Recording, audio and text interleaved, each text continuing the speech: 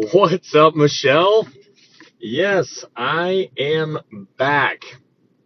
Literally 1 minute. It's been 1 week and 1 minute since that dreadful day. Man, just like that. Man, it's like oh man, that is hilarious. 1 week and 1 minute since the good old schmacking that I got. Hello, Jenny. What's going on? It's been forever, Jules. Right? Jules, I was praying for you earlier. I even asked Pastor Sam to pray for you when I was in his live earlier today. Good to see you. Hello, Coco. Good to see you, Michelle. Coco, man, you've been missed. Nice. Thanks, Jenny. I appreciate that. What's up, Brian? So happy to have you back, buddy. Good to see you too, DJ Nick. Man, oh man, we're back. And we're back. It's good to be back.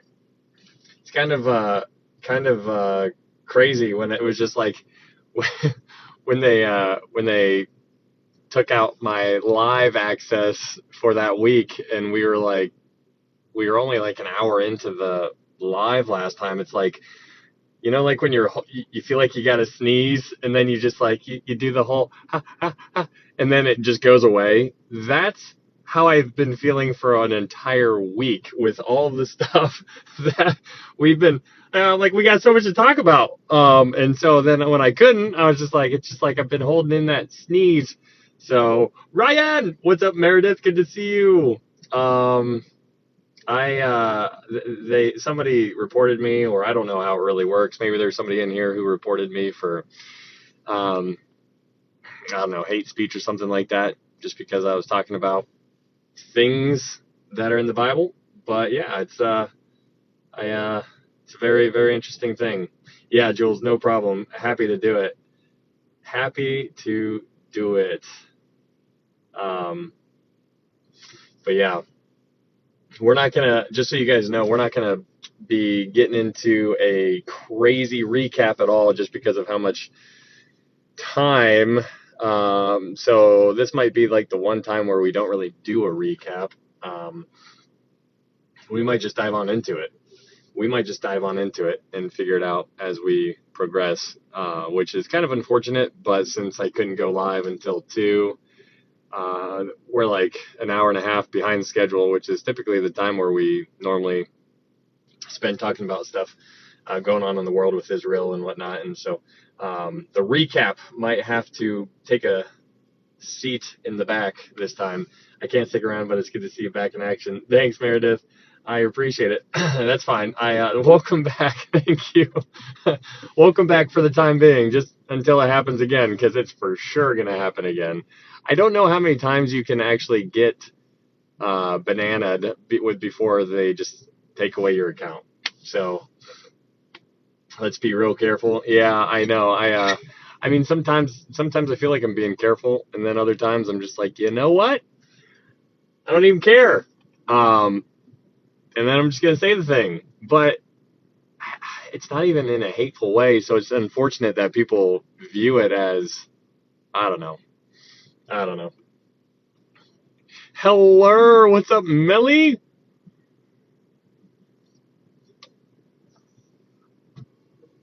What's up, Chris? Good to see you, man. Thank you for that. Rose, man, it's good to see you guys. Thank you, Chris.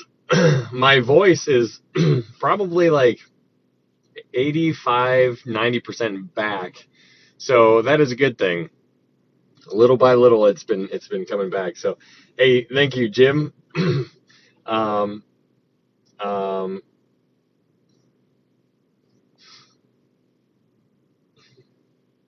yeah, thank you, Jim, for those. I appreciate it. TikTok can go fly a kite. Sheesh. Gee, I can't. I still can't go high in the high sheesh. So I gotta go sheesh. I gotta go low until my voice is all the way back. So just, people might get mad. and report as well. Oh, maybe. Yeah, I didn't even consider that. Um, hopefully the comments aren't going crazy. I guess they probably monitor that too. It's crazy, guys. All the things happening within the past week that we haven't been able to go live, it's wild. It is so crazy. Thinking about everything, it is just so fast. It is so fast. I mean, Israel right now, if you guys are paying attention to Israel, they're seems like they're going to be going to war with Lebanon here real soon. At least probably within the next year or so. It's just fascinating seeing all this kind of stuff. Trying to pay attention, trying to keep up with everything. AI, I mean, if you're watching what they're doing with our phones and stuff like that, the technology, the updates that they're releasing, I mean, I don't know if you guys saw or not, you guys probably did, but Apple is going to be releasing within their new iPhone, basically, and it's going to come standard with that new iPhone, but it's going to be learning you. It is going to be learning you, and it's going to know everything about you. You can say, hey, go ahead and pull up that picture that I took on the beach back in November or whatever, and where I was wearing a blue hat, and go ahead and edit that photo for me so that you take out the blue hat so it looks like I'm not wearing a hat at all. And then it'll just do it. And that's just like the crazy world that we're living in, because when you think about AI, AI just in end times just fits so much hand in hand. It's like we are trying to build a god, like a golden calf. It's unreal how AI just seems to fit so well in biblical prophecy. So something that is very, very important to pay attention to.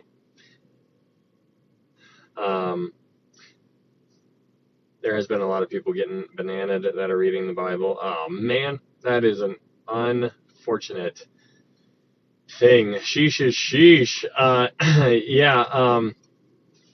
It's remarkable. I don't know what's going to happen with it, obviously, but it just seems to be very, very fitting with what's going on. Especially, it'll play into what we're talking about tonight, because we're going to be talking a lot about end times things tonight, just because we're going through Isaiah. I mean, you can't talk about just past historical events when you're going through Isaiah, because it's got so many double references. So we'll be going into it and unpacking that kind of stuff as we go here in just a couple minutes.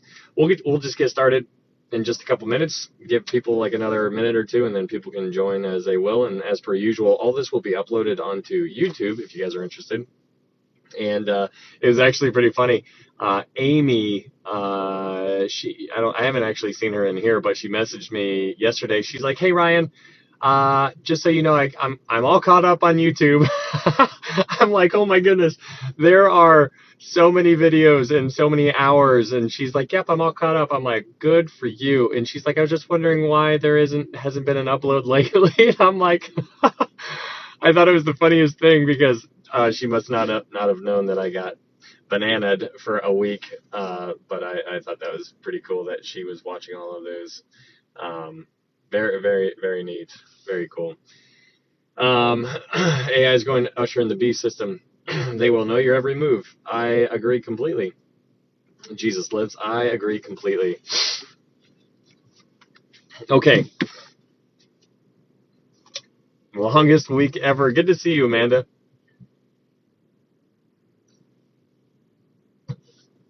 Okay, so we'll just go ahead and get on into this. I don't know how long the entire thing is going to take, but we only got a couple hours. So I figured we could save some time and, by not doing the recap. If you guys are just joining, we're probably not going to do the recap, so sorry about that. This is the only time we're not going to do a recap. Can you believe it? Hello, Jess. Thank you so much. Did I get some much needed rest? Thank you, Laura. Man, you guys are awesome. Thank you so much. I did get some good rest. Jess, is that a new picture? Or is this a different Jess? I can't. Are you? Thank you, Jess. Regardless, I did get some good sleep. Let's get into it. We're going to get into it. Glad to have you back on live. Your Bible studies are so awesome. Very cool, man. Thank you. It's a new Jess. Well, thanks for being here, new Jess. We'll excuse recaps as needed since this is a super long book. Well, we'll. This is the only time that we'll probably skip the recaps, which is a bummer because I like doing the recaps too. I'm glad you guys like them too. But because for the time, because we have like 3.5 hours to knock out these chapters, I figured we could just skip that recap and just dive on into it. So that's what we're going to do. We're going to go ahead and get started. But if you guys are new here, thank you so much for being here. My name is Ryan, and we have been going through the Bible. Thank you, Jess. We've been going through the Bible book by book, verse by verse, trying to get a better understanding of what's going on. And so it's been an amazing journey so far. And so if you've been here for this entire thing, hey, thank you, Travis. If you guys have been here, I'm sure you guys have been growing with me because I have just been growing so much, and I'm learning things all the time, and I'm forgetting things all the time. So it's been a fun journey, and all of these studies are up on YouTube. But we've gone through Revelation, Daniel, Ruth, Hebrew, James, John, Acts, Romans, all the Pauline epistles. Thank you, Jules. You guys are awesome. Thank you so much. You guys don't have to do that at all. And so it's been a really, really fun study. And so we finished all the Pauline epistles. And so now we're going through Isaiah. There's been a handful of you guys who really wanted to do Isaiah. So it's been a good study. It's very, very challenging. And so I tell you guys often to take what I tell you as a grain of salt. Like we're having a Bible study. I am not a pastor. I'm just a student of the Bible, just like you guys. And so we are trying to figure this stuff out. And it's kind of neat because when you look at the Bible, it's kind of like, how, I don't know if anybody plays video games, but you understand the concept of some video games where you're walking around and you have to try to figure things out and try to open doors, and the doors won't open. And then you have to go down, open up another door, go in there, search the place, come back out, open, you found a key. Where's this key go? You're walking all over the place, trying to figure out how to get to the next level, or get to the next stage, or whatever the kind of game that you're playing. And that's kind of what we're doing here with the Bible. We're trying to understand things, and so we're trying to connect all these dots so that we can get a bigger picture. Please slow down when speaking. I can't slow down. I'm sorry. Actually, you're clearer than many pastors I've known. Oh, thanks, Melly.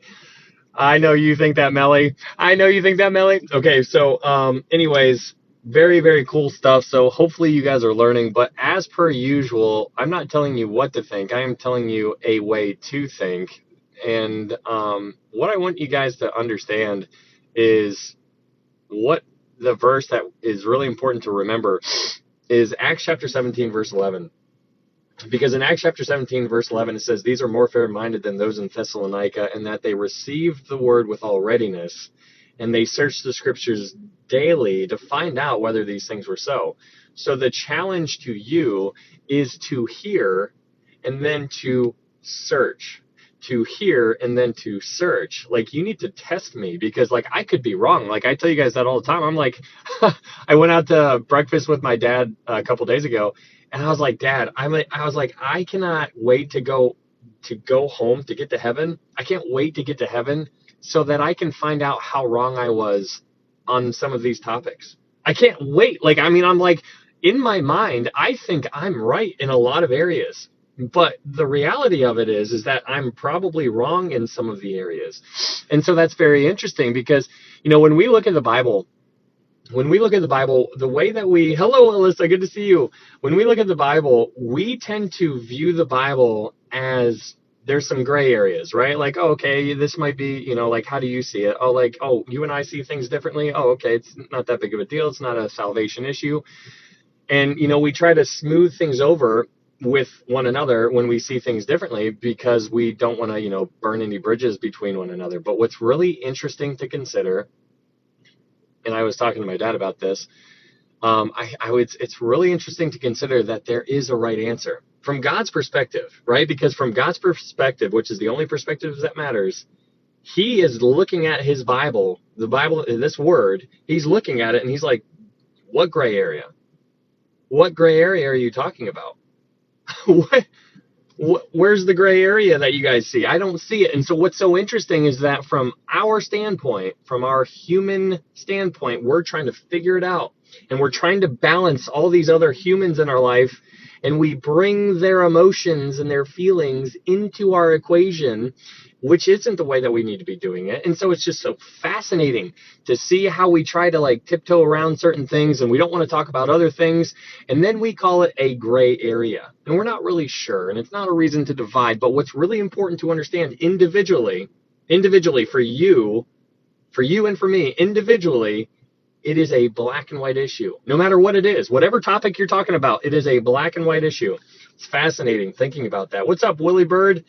I know you made that video about me, calling me a false teacher not too long ago, so that was fun.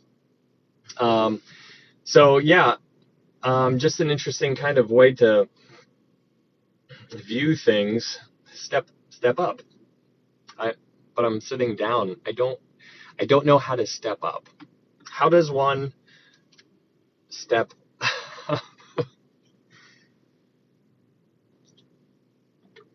Okay. So we can go ahead and dive on into Isaiah chapter. We're going to cover Isaiah chapter 24, 25, 26, and 27 tonight.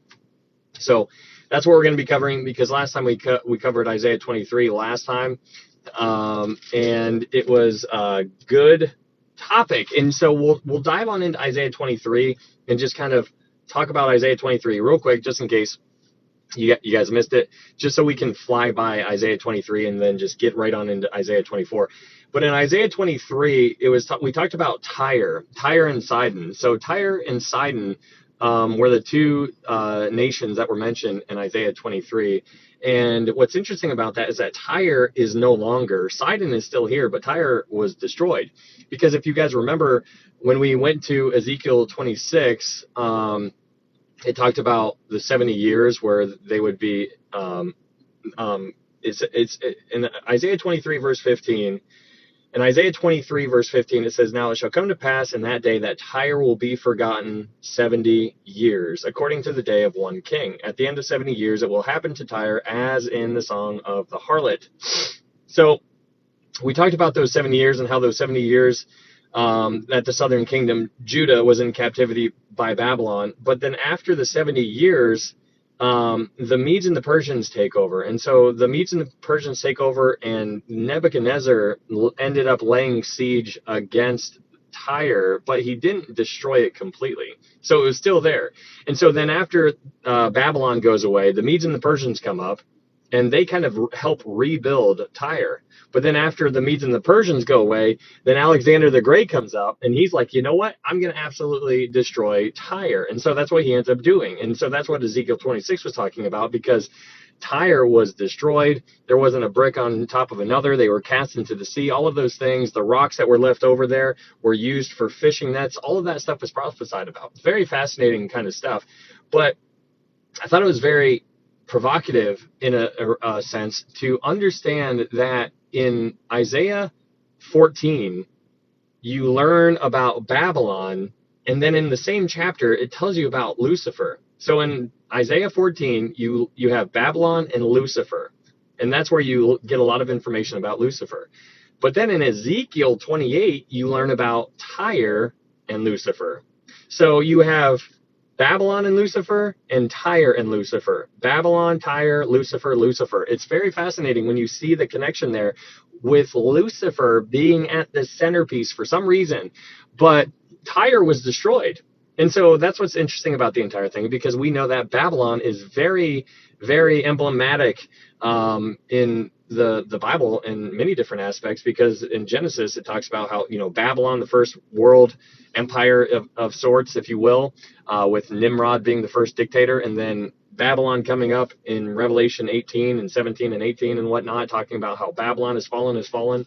Babylon is all over the place. Now, when you look into our world today, we have an app called Babel. And so when you think about the entire Babylon process, it's just like, what is Babylon? And so people are trying to figure out, is America Babylon? What's going on? There's all kinds of different theories. It's not that big of a deal as far as like, hey, nobody can really be dogmatic about it, because we don't know. We'll find out one day, but like I told you guys before, there's not going to be a plane flying in the air with like a little banner trickling behind it saying, America was Babylon. Like, it's not going to be like that. And so, it's good to kind of remember that when we're trying to learn and to try to, I still think it's kind of fun to try to figure it out, but not to the extent where you start getting super dogmatic about it or making it the biggest of deals. But it's a fun study nonetheless. So as we dive into Isaiah 24, before we dive into Isaiah 24, I want you guys to understand that I'm going to give you guys my take on these things. But the most important thing out of all of this is how to know for sure you can get to heaven. That is everything. I cannot stress that enough, especially in the world that we're living today. I mean, it's so remarkable thinking about the gospel. The gospel. We're going to be talking about that later on tonight. But before we, what is it? It's in 1 Corinthians 15, 1 through 4. And it's the most important thing ever. It's the coolest story ever, and people don't really like talking about it that much anymore because it's not a very shiny new story. People want new and extra and all this kind of stuff. But the gospel is that Jesus died according to the scriptures, that he was buried, and that he rose again on the third day according to the scriptures. And the Bible says, for whosoever calls upon the name of the Lord shall be saved. For by grace are you saved through faith, and that not of yourselves, it is the gift of God, not of works, lest any man should boast. It is Christ and Christ alone that saves you. And so if anybody in here is doubting whether or not they are born again, or if they are saved, or if they ever were saved, or if they've never heard that before, please feel free to message me here on TikTok. I would love to talk to you. I would love to talk to you if you have any doubts or questions or fears or anything like that. Like I might be able to help you out, and if I would love to be able to help you if I can. So please reach out if you are one of those people. But like I said before, all of these are going to be posted up on YouTube. There's a YouTube link up in my TikTok profile. So if you guys wanted to go subscribe over there, I would love that. Also, there is a secondary TikTok account that I have. And just in case I get bananaed again, if you guys wouldn't mind going to follow me over there, once I get 1,000 followers or however many you need to go live, then I'll stop asking you guys to follow me or subscribe or whatever, just because I'm not that type of person to be like, follow me. It sounds weird even saying that. Follow me, guys. Like, no, I'm the opposite of the person you should be following. But let's go ahead and dive on into what's your second account? It's Sheesh 2.0. It's the same as the one that my primary. There's just 2.0 at the end of it. So, I don't know if there's somebody wanted to type that in, then I could pin it. Or done did. Thanks, Gary. Good to see you. Okay, Alyssa, thank you. BRB, okay.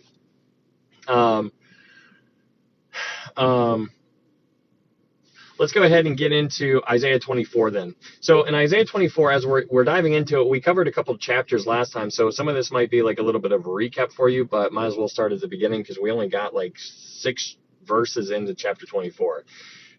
It's ITZ _Sheesh 2.0, Melly.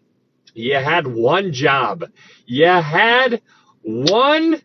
No, I'm totally messing with you. I appreciate it. It's ITZ, like it's, but with a Z.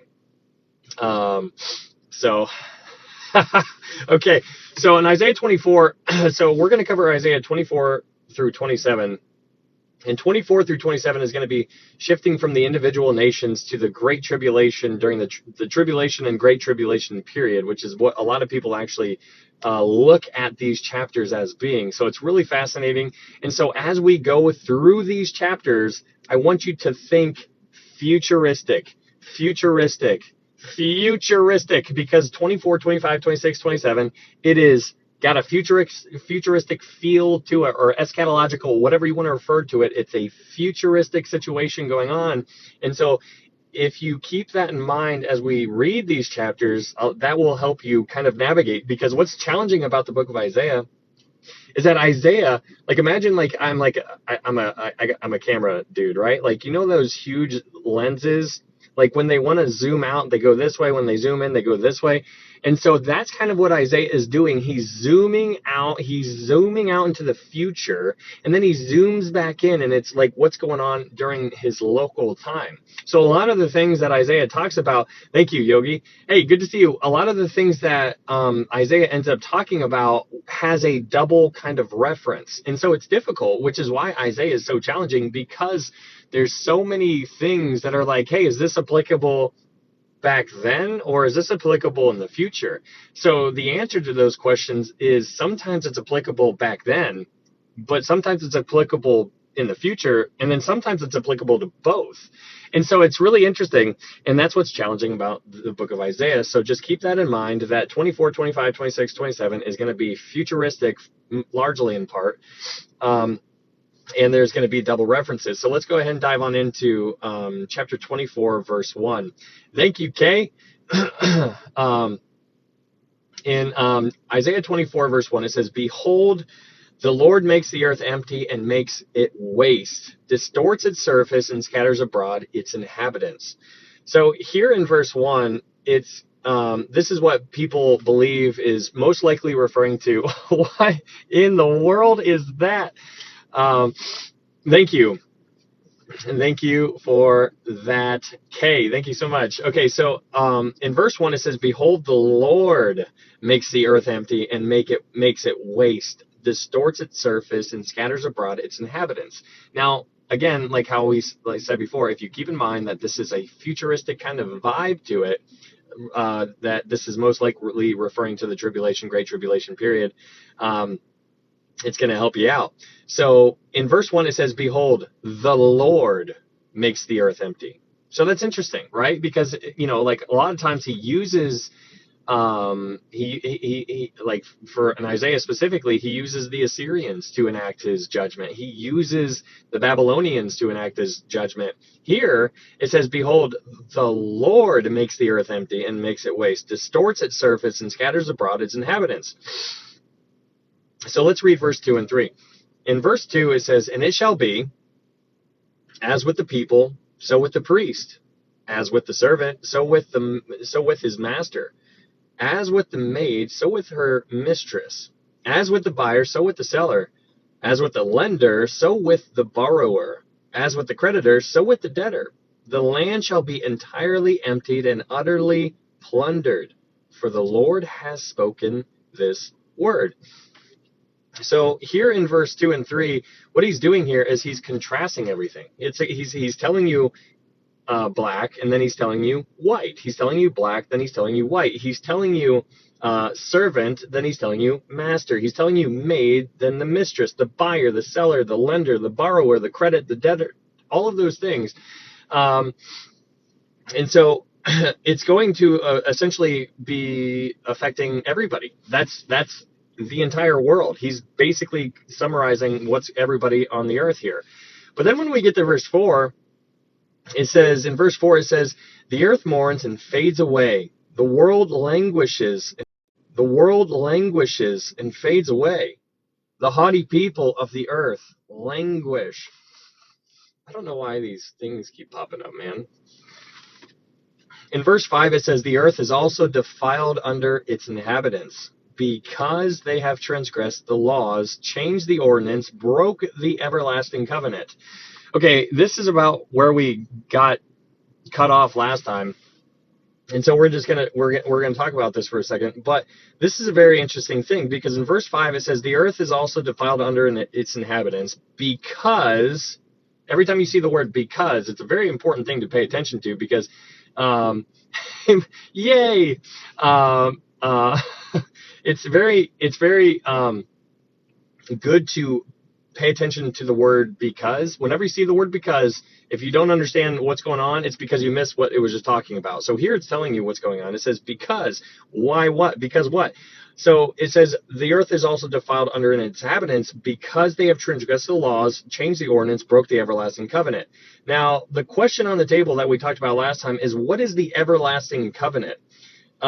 It's really interesting, because what we've just read in the first in verse 2 and 3 is he was contrasting everything. right? Like he was like the people with the priest, the servant with his master, the maid with the mistress, the buyer with the seller, the lender with the borrower. So you see his pattern that he's doing here. And so then you get to verse 5, and if you keep the pattern in the back of your mind, you're like, okay, he's going with a pattern here. In verse 5, he brings up the everlasting covenant. And so we went last time to Genesis chapter 9 because there's like a lot of questions as far as what is this everlasting covenant that he's talking about. So if you go to Genesis 9, verse 16, this is what I think it might be.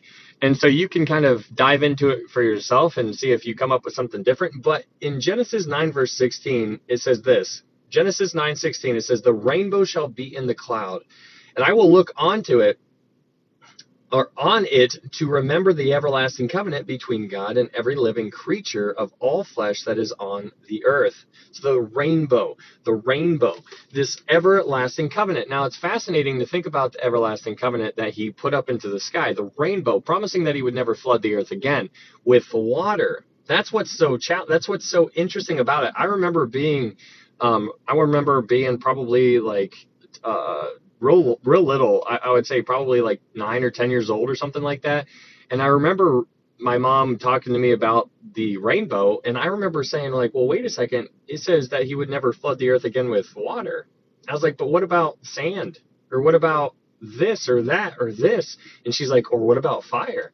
And I was like, yeah. And so like my eyes just got like this big, and I was just like blinking. I was like, oh my goodness, and I'm 9 or 10 years old, just trying to like connect these little dots. That is not very difficult for us as adults at this time to make those connections. But it's really fascinating to think that he made it's important to read the fine print there. And he's like, I'm never going to flood the earth again with water. But so let's go to so back in Isaiah 24 verse 5, we know that it's not. So this everlasting covenant that they broke, that they have broken the everlasting covenant. First off, the word broken in Hebrew has the idea of frustrated. So it could stand for frustrated. So they frustrated the everlasting covenant. But here in our English, we see broken. So that word in Hebrew means broken or frustrated. It's really interesting. So they frustrated the everlasting covenant, or they broke it. So we know that it's not the Abrahamic covenant, because that one was everlasting. But what's interesting about that one is that the only party involved in the Abrahamic covenant was God. Because if you remember, God puts Abraham to sleep, and then God himself does that whole figure eight in between the two altars there, or the two altars there. God himself is the only one who does the figure eight, and Abraham is not involved at all, which means God's the only party to that covenant. And so that's not the covenant, because God was the only party involved in that one. And so we also know that it's not Sinai, what occurred at Sinai, because that was never everlasting to begin with. And so this what's going on in Genesis 9:16 seems to make the most sense, especially so when we continue reading in Isaiah, and it'll make it a little bit more sense here. But before we go to verse 6, let's read Leviticus 26. Leviticus 26. Let's go to Leviticus 26 and read this, and just you guys will probably end up seeing something or some kind of connections. But in Leviticus 26 verse 14. In Leviticus 26, verse 14, it says this: but if you do not obey me and do not observe all these commandments, and if you despise my statutes, or if your souls abhors my judgments, so that you do not perform all my commandments, but break my covenant, I also will do this to you. I will even appoint terror over you, wasting disease and fever, which shall consume the eyes and cause sorrow of heart. And you shall sow your seed in vain, for your enemies shall eat it.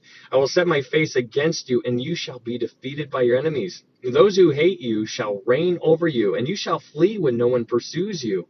After all this, if you do not obey me, then I will punish you 7 times more for your sins. I will break the pride of your power. I will make your heavens like iron, and your earth like bronze, and your strength shall be spent in vain. For your land shall not yield its produce, nor shall the trees of the land yield their fruit. Then, if you walk contrary to me and are not willing to obey me, I will bring on you 7 times more plagues according to your sins.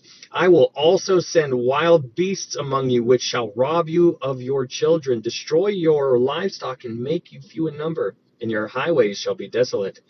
And if by these things you are not reformed by me, but walk contrary to me, then I also will walk contrary to you, and I will punish you yet 7 times for your sins. And I will bring a sword against you that will execute the vengeance of the covenant. When you are gathered together within your cities, I will send pestilence among you, and you shall be delivered into the hand of the enemy. When I have cut off your supply of bread, 10 women shall bake your bread in one oven, and they shall bring back your bread by weight, and you shall eat and not be satisfied. And after all this, if you do not obey me, but walk contrary to me, then I also will walk contrary to you in fury, and even I will chastise you 7 times for your sins. You shall eat the flesh of your sons, and you shall eat the flesh of your daughters. I will destroy your high places, cut down your incense altars, and cast your carcasses on the lifeless forms of your idols. And my soul shall abhor you. I will lay your cities waste and bring your sanctuaries to desolation, and I will smell the fragrance of your sweet aromas. I will bring the land to desolation, and your enemies who dwell in it shall be astonished at it. Okay, so we can stop right there. If you can continue reading if you would like to.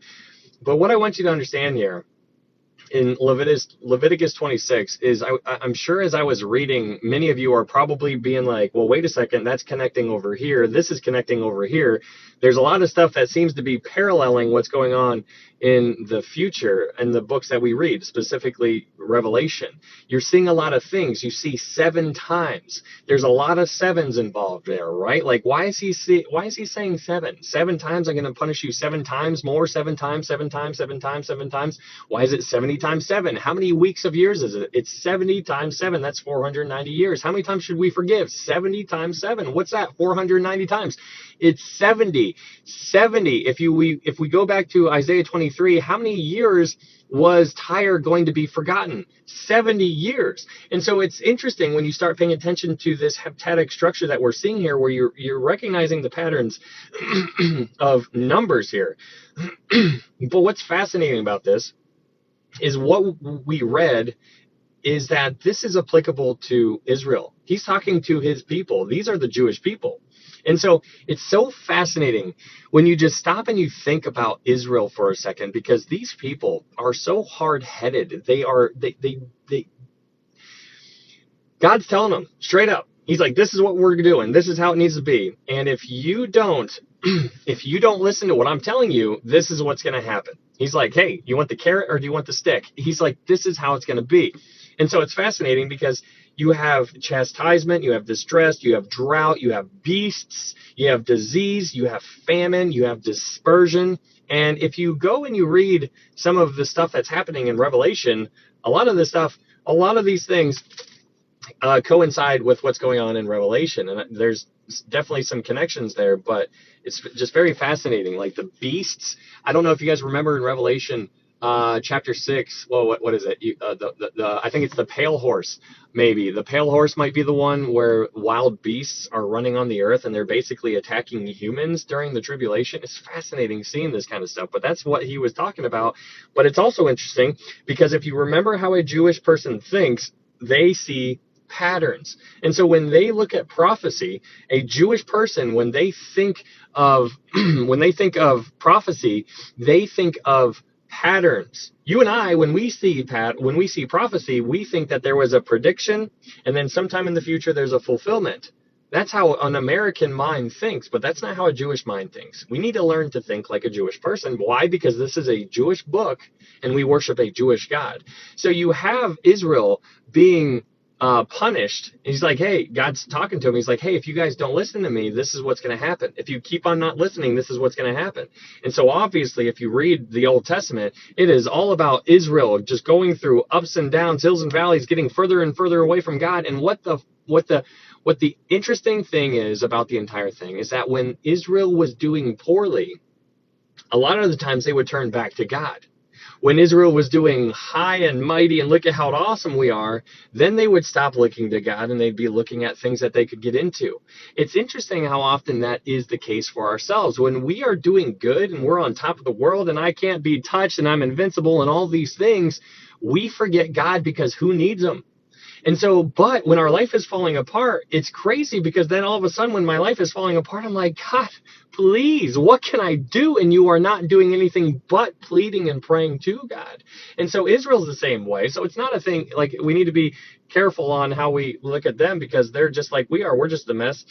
And we're just sinners just like they are. So let's go back to Isaiah 24. Let's go back to Isaiah 24. In Isaiah 24, verse 5, in Isaiah 24, verse 5, it says, the earth is also defiled under its inhabitants, because they have transgressed the laws, changed the ordinance, broken the everlasting covenant. Therefore, in verse 6, therefore the curse has devoured the earth, and those who dwell in it are desolate. Therefore the inhabitants of the earth are burned, and few men are left. So so now we're gonna go full circle here. What I was getting at before is in Isaiah 24, verse 2 and 3, you have Isaiah contrasting everything. He's like, you have people with the priest, you have servant with the master, you have maid with the mistress, buyer with the seller, lender with the borrower, and so on. So he's comparing and he's contrasting, right? So then, when you keep that trend and you go to verse 5, and he says, broken the everlasting covenant in verse 5, and you think water, because remember, we were talking about what we read in Genesis 9, that everlasting covenant where God flooded the earth. And you think water, well, what's the opposite of water? Fire. And so when you go to verse 6, it says, at the end of verse 6, it says, therefore the inhabitants of the earth are burned. So he's still doing the whole comparing and contrasting thing. So he goes to water in verse 5, and then in verse 6, he brings up fire. So again, just like how he was doing the contrasting within verse 2 and 3, the people and the priest, the servant and the master. When you go to verse 5, you have the water. In verse 6, you have the fire. And so it's just interesting, because let's go to 2 Peter 3. And I can't remember if we looked this up last time, but if we did, we're doing it again. Let's go to 2 Peter chapter 3. Because in 2 Peter chapter 3, in 2 Peter chapter 3, verse 5. In 2 Peter chapter 3, verse 5, it says, for this they willfully forget that by the word of God the heavens were of old, and the earth standing out of water and in the water, by which the world that then existed perished, being flooded with water. So Peter here is acknowledging a worldwide flood. That's fascinating. Peter, because number one, it's interesting that people don't believe that the world was flooded, but here Peter has no problem believing it, because he says the world then existed, perished, being flooded with water. Fascinating. I'm back. What's up? Sheesh, legit good to see you. But it says in verse 7, in 2 Peter chapter 3, verse 7, it says, but the heavens and the earth, which are now preserved by the same word, are reserved for fire until the day of judgment and perdition of ungodly men. So Peter is doing his own contrast situation here, and he's like, hey, the world once was destroyed by water. In the future, it's going to be destroyed by fire. Now, what do I mean destroyed by fire? Well, let's keep reading. In 2 Peter chapter 3, verse 8, it says this, but beloved, do not forget this one thing, that with the Lord 1 day is as 1,000 years, and 1,000 years as 1 day. This is so provocative in my mind. Like, I seriously, like, it hurts my mind, honestly. Like, I was sitting here earlier, or sitting there earlier, just thinking and trying to, like, make my mind, just think like a higher way, in a roundabout way. Like, like, obviously it can't, but like, from God's point of view, 1,000 years is a day into the Lord. Like, when that's what I was referring to. Like, I'm trying to grasp that concept, and I can't, because it's so interesting how we as humans think. We're like, oh man, the rapture definitely has to be right around the corner, right? Like, it has to be. Like, we're seeing all this stuff. We're seeing this, we're seeing this, we're seeing this. And I agree. Like, I tell you guys, I feel like the rapture is going to occur in my lifetime. I'm 36 years old. But it's fascinating to think about God's point of view. Because from God's point of view, he's just there. He's outside of time. There is no time. And so it's just like, how much longer? We're down here. We're like, how much longer? And he's up there, he's like, what are you talking about? It hasn't even been a day yet. And so it's just fascinating seeing this kind of like concept, like trying to wrap our minds around the way God thinks. And so when you go back to 2 Peter chapter 3, verse 8, 2 Peter chapter 3, verse 8, it says, but beloved, do not forget this one thing, that with the Lord, one day is as 1,000 years, and 1,000 years as one day. The Lord is not slack concerning his promise, as some count slackness, but is long-suffering toward us, not willing that any should perish, but that all should come to repentance. So that's the God of the Bible. He is not willing that any should perish, but he knows that people will. And it's so fascinating thinking about that, because Jesus died on the cross for you, for me. And it's so like, we tend to forget that, like, we look out into the world and we see all these evil people and we see like, oh man, they deserve this, and this. And it's so interesting to consider that Jesus died for them too. And so when you think about that, Jesus died for them too, like the worst of the worst, right? Like, it's crazy to think that he loves them as much as he loves you. And it's almost interesting. It's even more interesting to think about, because like, when we are going through a hard time, or our loved ones are going through a hard time, it's just like, why is God not doing this? Why is God allowing that? Why is he doing this? Why doesn't he eliminate or do these things? And so when you think about that, it's just like, he loves my daughter, he loves your daughter, he loves your son, my son, if we have kids, no matter what they're doing, he loves them just as much as he loves the other people who are just a hot mess right now.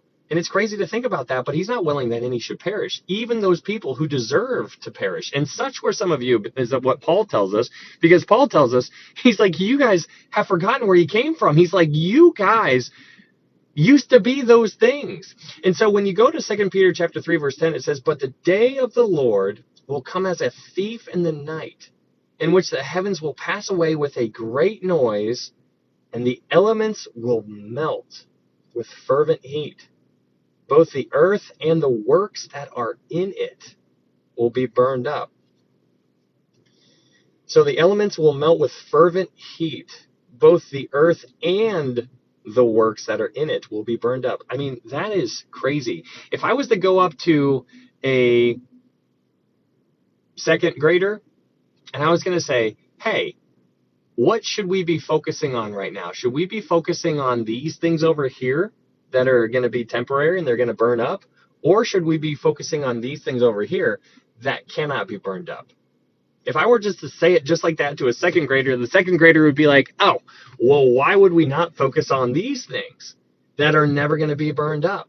That's what we need to be focusing on. But it's interesting, because when we go and we look into the world, what do we focus on? We focus on the world, because it's right in front of our face, because it's right there. And we're going to talk about this later on tonight, so we might as well just hold on to that. But it's just mind-blowing thinking about this. Okay, so let's go back to Isaiah 24. In Isaiah 24, verse 6, it says, therefore the curse has devoured the earth, and those who dwell in it are desolate.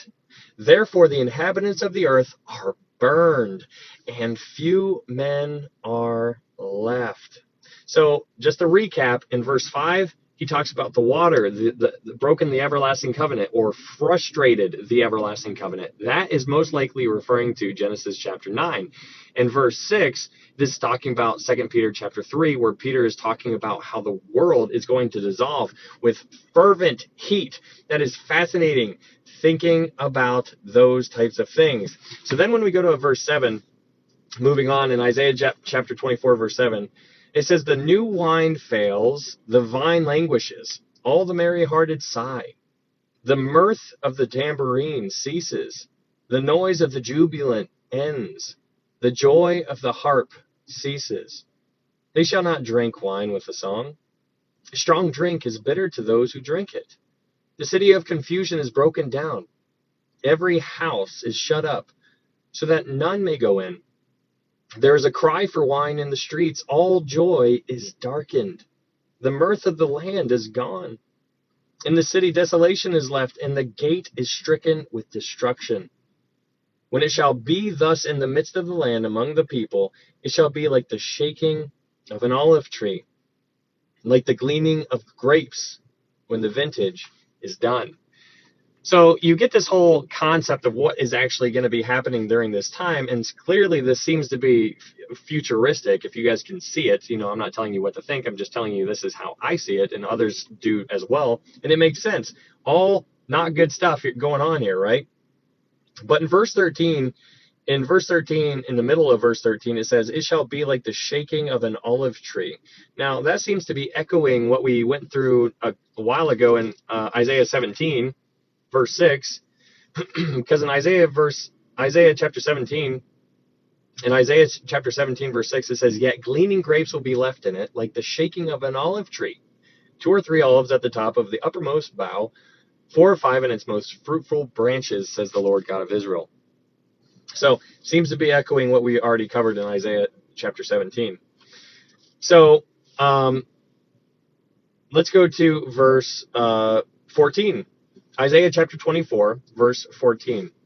In Isaiah chapter 24, verse 14, it says, "They shall lift up their voice, they shall sing. For the majesty of the Lord, they shall cry aloud from the sea. Therefore, glorify the Lord in the dawning light, the name of the Lord God of Israel in the coastlands of the sea." So here in those verses that we just read, verse 14, 15, 16, or 14 and 15, might be alluding to the tribulation saints in a roundabout way. I'm not sure on that. It's just a thought.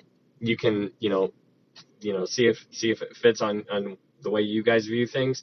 But it's really interesting because, your eschatology matters. It kind of goes into what we talked about before. Your eschatology, the study of end times, it matters.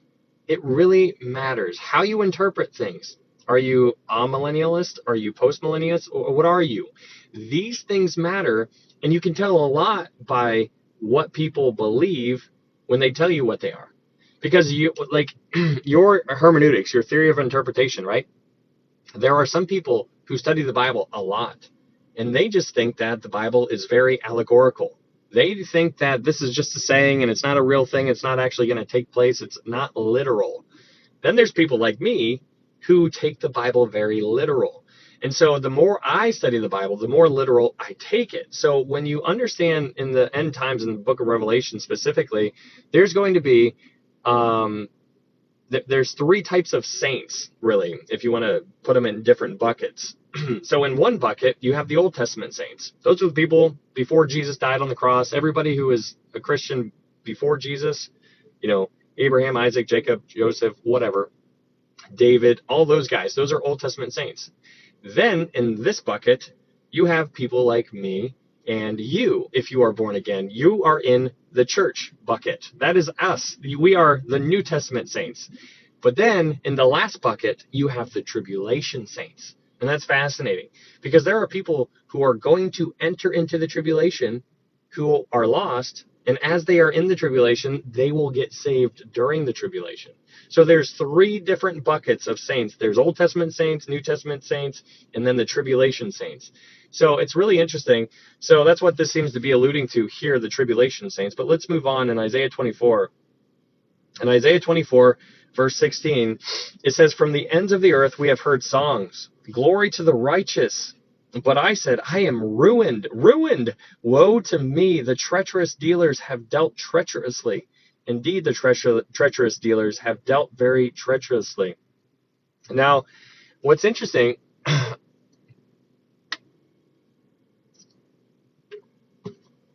again, keep in mind a lot that we're talking about here is dealing with the Great Tribulation.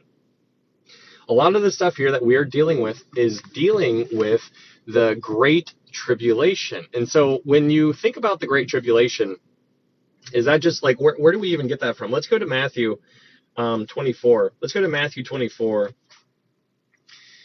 Matthew 24. This period that we call the Great Tribulation. Matthew 24, Mark 13, Luke 21. These are all very, very well-traveled chapters. If you want to learn more about, end times and see what was said about it, then you can read those chapters.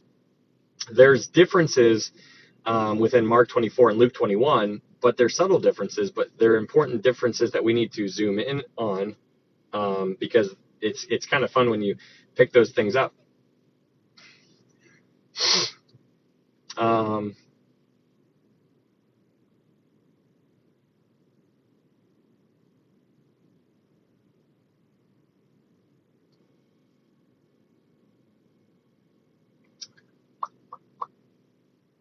can you guys see and hear me?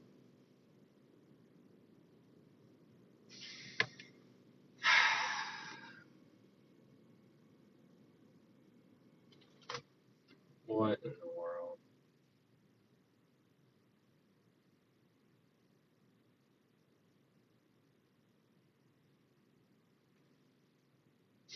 Okay. Okay, cool. I just had this. So when you go live, I don't know if anybody goes live in here, but if you go live, there's like a little box that pops up, and you have to like swipe the picture to make sure that you're still active, to make sure. And I'm just like, okay. So that's what was going on there, but it froze on me, so I wasn't sure if it just kind of canceled on me. But anyways, we're back. Yes, the puzzle piece. Yes. So I'm glad it's working now because I couldn't see anything, and there was just like a black, like a box right here, and that was blocking me from seeing you guys. But I was like, I'm gonna keep on going, even if I can't see you, I'm still going. I could just see the bottom of the chat. So in Matthew 24, it's really interesting because in Matthew 24, like what's so important when you read Matthew 24 is to remember that Jesus is the one who's talking, and Jesus is talking to Jewish people. That's what's going on. That's the context. That's what's important to understand. But it's something that is often forgotten. So in Matthew 24, Jesus is talking. In Matthew 24, verse 15, Matthew 24, verse 15, Jesus is talking to the Jewish people. In Matthew 24, verse 15, it says this: Jesus says, "Therefore, when you see the abomination of desolation spoken of by Daniel the prophet standing in the holy place, whoever reads, let him understand." Now, where it says whoever reads, let him understand, that I just played a little trick on you, because now that you've heard that, now you have no excuse. You are told to understand this, so now you got to figure it out, because we need to understand this. But he says, therefore, when you see the abomination of desolation spoken of by Daniel the prophet standing in the holy place. So what's the holy place? The holy place is the temple. Now, it's fascinating to think about this temple that he's going to be standing in, because right now there is no temple. And so this is where it gets a little tricky, because people are like, well, what's going on? Is there going to be another temple? There are people who think that our bodies are the temple. And that's what that's referring to. And that's called allegorization. And so, like, being allegorical. And that's, you need to be very cautious and stay away from that, is what I'm advising. I'm not going to tell you what to do, you guys, but this is how I view it. This is going to be an actual temple. So if you go back and you remember the whole temple history, there was a temple that was built by Solomon. There was a temple that was built by Zerubbabel. So the one built by Solomon was destroyed by Nebuchadnezzar. The one built by Zerubbabel was destroyed by Romans in 70 AD. So there were two temples, both of them destroyed. But here, Jesus is saying, therefore, when you see the abomination of desolation spoken of by Daniel the prophet standing in the holy place, this Antichrist, that the abomination of desolation, this Antichrist is going to go in, and he's going to sit in it. He's going to stand there, and he's going to declare himself to be God. That is what 2 Thessalonians is telling us about. And it's fascinating, because people see things differently. But it's important for us to understand and to know what we know, and to know why we know it.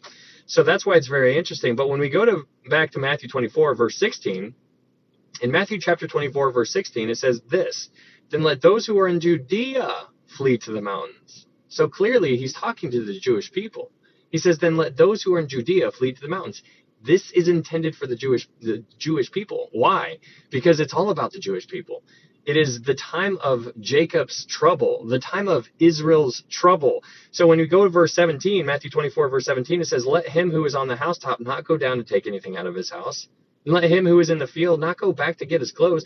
But woe to those who are pregnant and to those who are nursing babies in those days. And pray that your flight may not be in winter or on a Sabbath." Verse 21, "For then there will be great tribulation." So here's where we get the whole idea of Great Tribulation. So there's a sequence of events, and this is why it's important to understand Daniel 9, because in Daniel 9, it gives us 490 years. 483 out of 490 years have already been fulfilled. When Jesus rode into town on a donkey, he fulfilled 483 years. So if we're trying to get to 490, then that means we're only missing 7 years that need to be fulfilled to finally fulfill the prophecy that was given to us in Daniel chapter 9. So those 7 years that are unfulfilled is what we refer to as Daniel's 70th week, because it's the last week that needs to be fulfilled.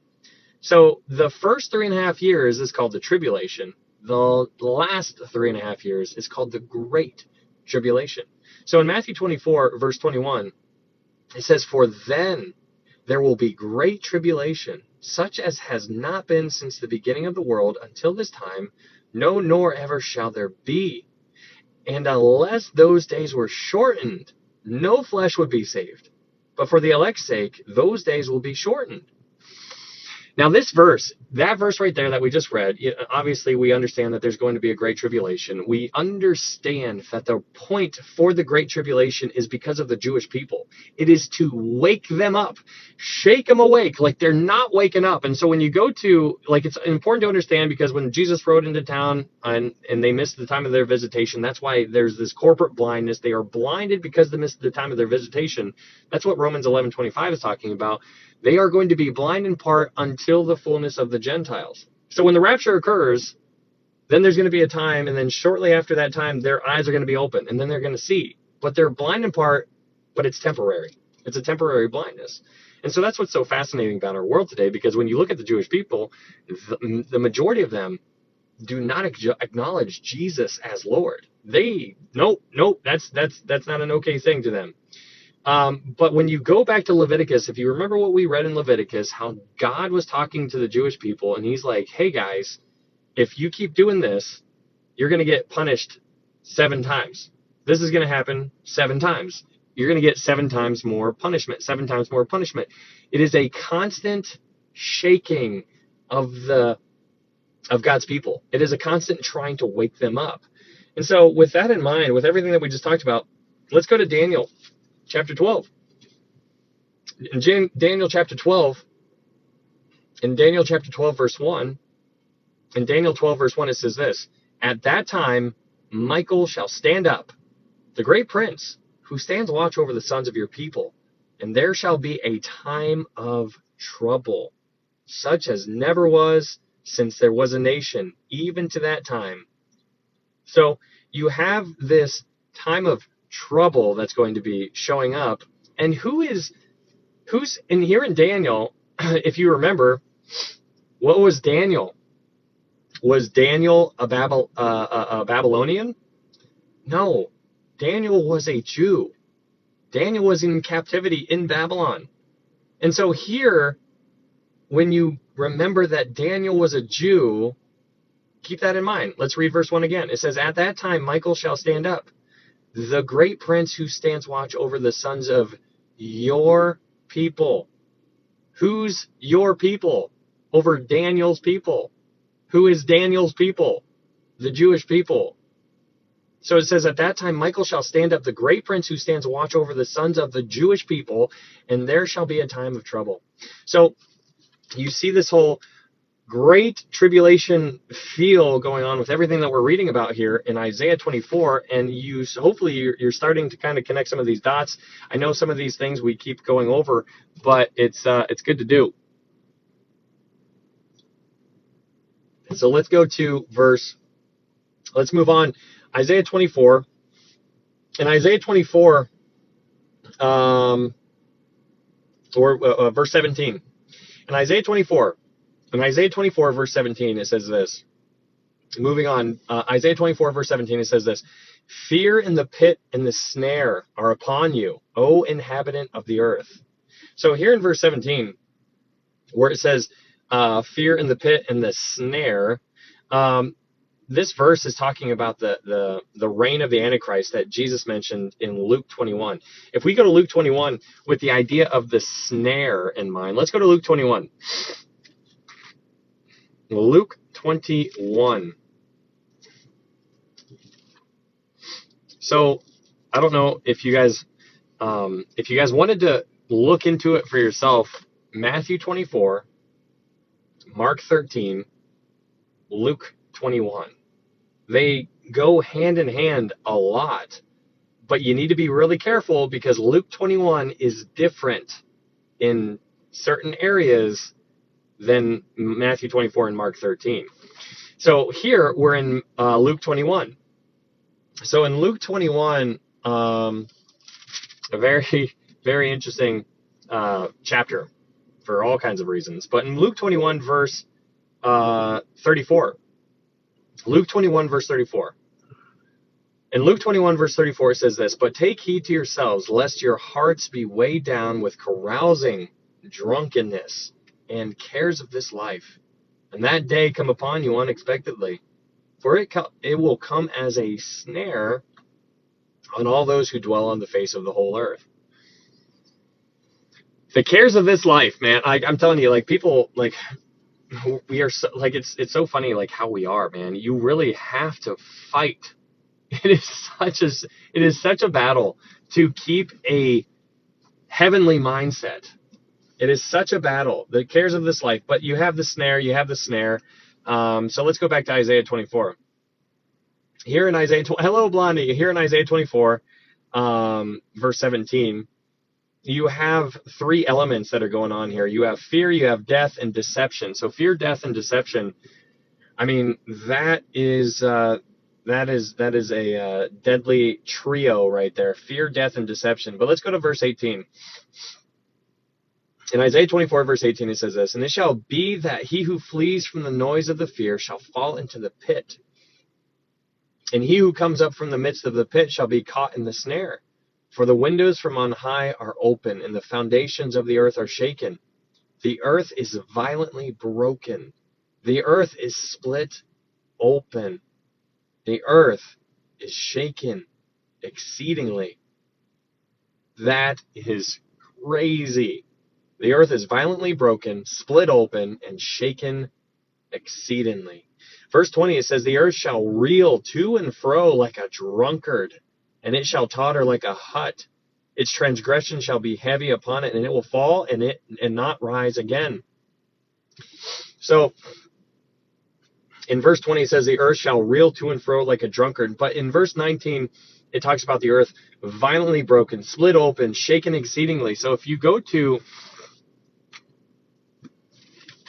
Psalm 2, and if you go to Psalm 2,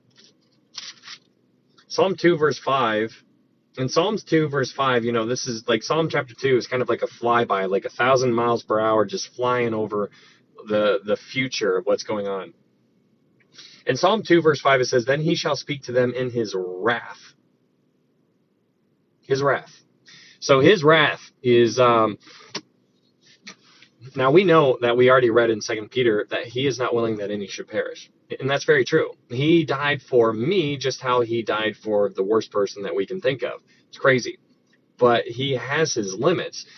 And so what's fascinating to think about what we're reading about in chapter 24, 25, 26, 27 with a futuristic lens on, and what we've read already from chapter 13 to 27, chapter 13 and 27 talks about the nations.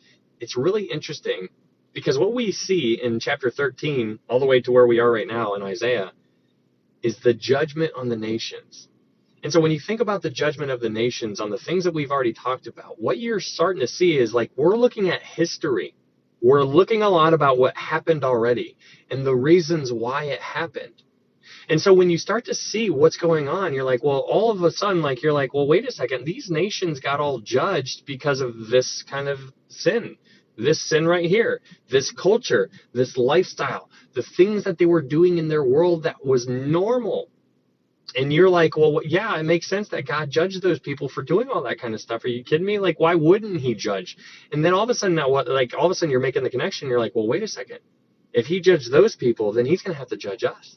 And he's going to have to judge us, not only judge us, but judge Russia, judge China, Australia, like all of the other nations of the world. He's going to have to judge them. This is a very futuristic kind of flavor here. We are going to be, this earth is going to be judged. Now, I believe, as you guys know, I believe that there's, my order of events. I believe that the rapture is the next thing that's on the table. I think that's the next thing that's going to happen. I believe in a pre-tribulation rapture. So that means that the rapture occurs before the tribulation begins. And then after the rapture, there's 7 years tribulation. Then at the end of the tribulation, the second coming, which is where the Battle of Armageddon then takes place. Then after the Battle of Armageddon, then the millennial kingdom. And so that is how I end up seeing it. But it's just so fascinating how we have such a blessing to be able to look back into time and be like, man, those guys really messed up. I can't believe it. But then when we associate what they did and how they messed up, what we should learn from that is we need to change. And so I hope you guys are getting a new appreciation for the seriousness of sin. Because sin is in my life, sin is in your life, and there's some sin that we allow to be there, that we just allow to sit there, and then there's other sin that we're just like, I can't believe you would ever do that. How could you? And then we get all judgmental and high and mighty on our high horse. But what we need to be very sober-minded of thinking is how God views it. It's sin. It is the worst thing ever. Get it out of your life. Why are you allowing it to sit there? And so when you think about what we talked about in 2 Peter, like how this world and all of the works is going to be destroyed by a fervent heat, quite literally, the things that you care about the most are going to be gone. The job, the career, the money, the cars, the girls, the houses, the music, whatever it is, I don't know, I don't care. I'm just telling you, those things are going to be gone. It's a temporary thing. And so when you start to look at that and you're like, well, why am I caring so much about this temporary stuff rather than these eternal things? You're like, well, wait a second. Now I got a tug of war in my mind. And so I got a tug of war in my mind because my flesh wants to care more about this stuff over here than what God cares about. And so when you start caring more about your things rather than what God wants, then like it's an internal struggle. It's an internal struggle because you know.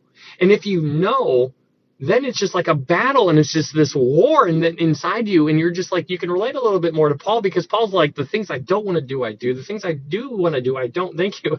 Hey, thank you for that. And so migraine, it's just so fascinating seeing this kind of stuff. But the focus is on the sin. The sin is what we need to change. And so since we know that the world's not going to get better, we know that because Paul tells us that in, what is it, 2 Timothy? He's like, people will be, proud, disobedient to parents, boasters, having the form of godliness, but denying its power. All of these things, that's what Paul says is coming. And if you ask me, those things are what is running rampant in our world right now. And so, the world's not getting better. It's not going to get better because we were told what is coming. And so since we know what is coming, it's here. It's crazy. Thank you, Kay. It is crazy that it is here right now. And so if you understand that it's here right now, and if you understand that we're literally at the door of eternity, I don't care if you are the healthiest you've ever been. If you're 21, you feel super energetic. You're like, oh, I could just do this for days, whatever. I don't care. You are literally a millimeter away from eternity. And so it's interesting because there is this one person in my personal life who I didn't know personally, but my sister did. He was really close with him. And he just passed away yesterday. And so I knew like he was coming down to it because he had cancer, all this kind of stuff. And so I texted my sister and I was like, hey, do you know if he's saved? Because I don't know him, but I know that he's on his way out. And if he's on his way out, then I want to go and tell him. I want to go, like, I at least want to go try. And so like she's like, yeah, I think he is. And so I asked another person and they said that he was. And so I took their word because they knew them. They were they were really close friends. And so, but like in my heart, I was like, man, this guy, like, just so you know me, like, I'm not the type of person to go do that type of thing. Like, I'm not going to like, hey, can I come visit you? My name's Ryan, by the way. We've never met, but can I tell you about Jesus? Like, I'm not going to try to do that, but I felt like I should because he was about to go, but I didn't do it because obviously like they told me that he was. But man, like, I'm just like, that's how, like, I was looking at him differently than healthy people because he was quite literally dying. But what I failed to associate is that every single person I see is dying. Every single person that you ever have seen is dying. It's just slower. Some people are faster, some people are slower. And it's so interesting because I'm just like, why am I not telling these people all the time? And so I try to do the best that I can, but it's just so fascinating to think about this kind of stuff. We are coming down to it, man. I mean, God is very serious. He is very loving. He is very, very loving, but he is serious about the stuff that he's given us. And so let's go ahead and keep on reading. In Isaiah chapter 24, verse 21. In Isaiah 24, verse 21, it says this: it shall come to pass in that day that the Lord will punish on high the host of exalted ones, and on the earth the kings of the earth. So here in verse 21, this is really interesting because it says that the Lord will punish on high the host of exalted ones. So what is the host of exalted ones? What is this referring to? So it seems, man, why is my throat? If I'm gonna lose my voice again, whatever. In verse 21, it says that the Lord will punish on high the host of exalted ones. So what is that? What is the host of exalted ones? Let's go to Jude. Let's go to Jude. There's only one chapter. Go to Jude verse 6. In Jude verse 6, it seems that the host of exalted ones seem to be the fallen angels, is how I view it. Now, I could be wrong, so it's on you to really unpack it for yourself and not just take my opinion. But the host of exalted ones. So in Jude chapter 6, Jude verse 6, there's only one chapter in Jude. In Jude 6, it says, "And the angels who did not keep their proper domain, but left their own abode, he has reserved in everlasting chains under darkness for the judgment of the great day." The judgment of the great day. So with that in mind, let's go to 2 Peter chapter 2. 2 Peter chapter 2. So in 2 Peter chapter 2, verse 6, in 2 Peter chapter 2, 2 Peter chapter 2, verse 4. In 2 Peter chapter 2, verse 4, 2 Peter 2:4, it says, "For if God did not spare the angels who sinned, but cast them down to hell and delivered them into chains of darkness to be reserved for judgment." Okay, so it seems here in Isaiah chapter 24, verse 21, that the host of exalted ones seem to be the fallen angels. So the fallen angels, so these fallen angels, the things that you and I wrestle against, in Ephesians chapter 6, it tells us that we wrestle not against flesh and blood, but against powers, principalities, powers, and whatnot. It's fascinating. So in Ephesians 6, it talks about wrestling. Wrestling. I don't know if anybody in here has ever wrestled, but it is the most exhausting thing ever. I mean, I'm telling you, it is strenuous. It is nothing but who's got more stamina. It is that kind of stuff. Like if you've never wrestled and you start rolling with somebody who knows what they're doing, you're going to give it your all and you're going to be done in like 30 seconds. It's crazy. But wrestling, the host of exalted ones seems to be the things that you and I are wrestling against right now. And so it's interesting when you think about wrestling, for example. So wrestling, like we wrestle not against flesh and blood, but against principality and power. When you think about wrestling, I don't know if there's a connection here. I'm just now thinking, but Jacob wrestled with God. And so that's fascinating to me. I'm just like, they're just literally wrestling, but that was a literal wrestling. You and I are spiritually wrestling. It is a different kind of flavor to it, but it's just interesting to see difference there. So in verse 21, it says, "It shall come to pass in that day that the Lord will punish on high the host of exalted ones, and on the earth the kings of the earth." So here in verse 21, there's a twofold kind of judgment going on here. He's going to punish the host of the exalted ones, which probably is the fallen angels, and then he's also going to the kings of the earth as well. So in verse 22, Isaiah 24, verse 22, it says, "They will be gathered together as prisoners are gathered in the pit, and will be shut up in the prison. After many days, they will be punished." So this is interesting as well, because you have this word in verse 22. It says, "As prisoners are gathered in the pit." So let's go to Luke. Let's go to the book of Luke. Gospel of Luke. Luke chapter 8. Yeah, who are the kings of the earth? I don't know. The rulers, yeah, could be. I do not know. Let's go to Luke chapter 8. Luke chapter 8.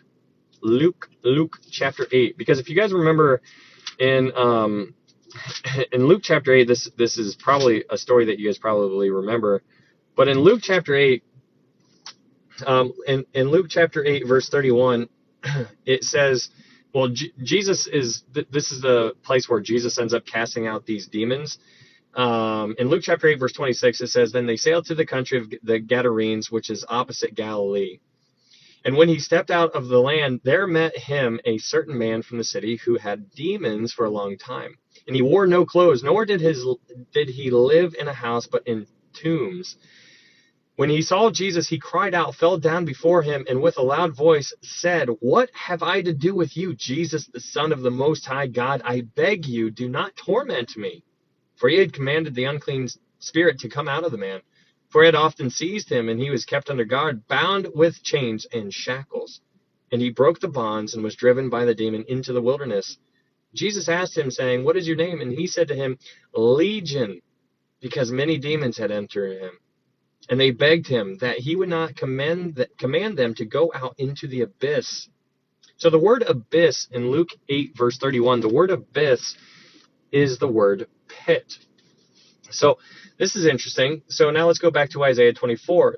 In Isaiah chapter 24, verse 22, it says, "They will be gathered together as prisoners are gathered in the pit." This pit is associated with what happens next in verse 20 in 22. It says, "And will be shut up in the prison." So the pit and prison, pit, prison, Hades.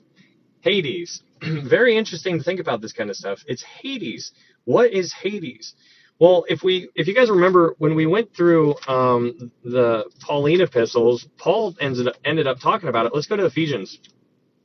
Let's go to Ephesians chapter 4. In Ephesians chapter 4.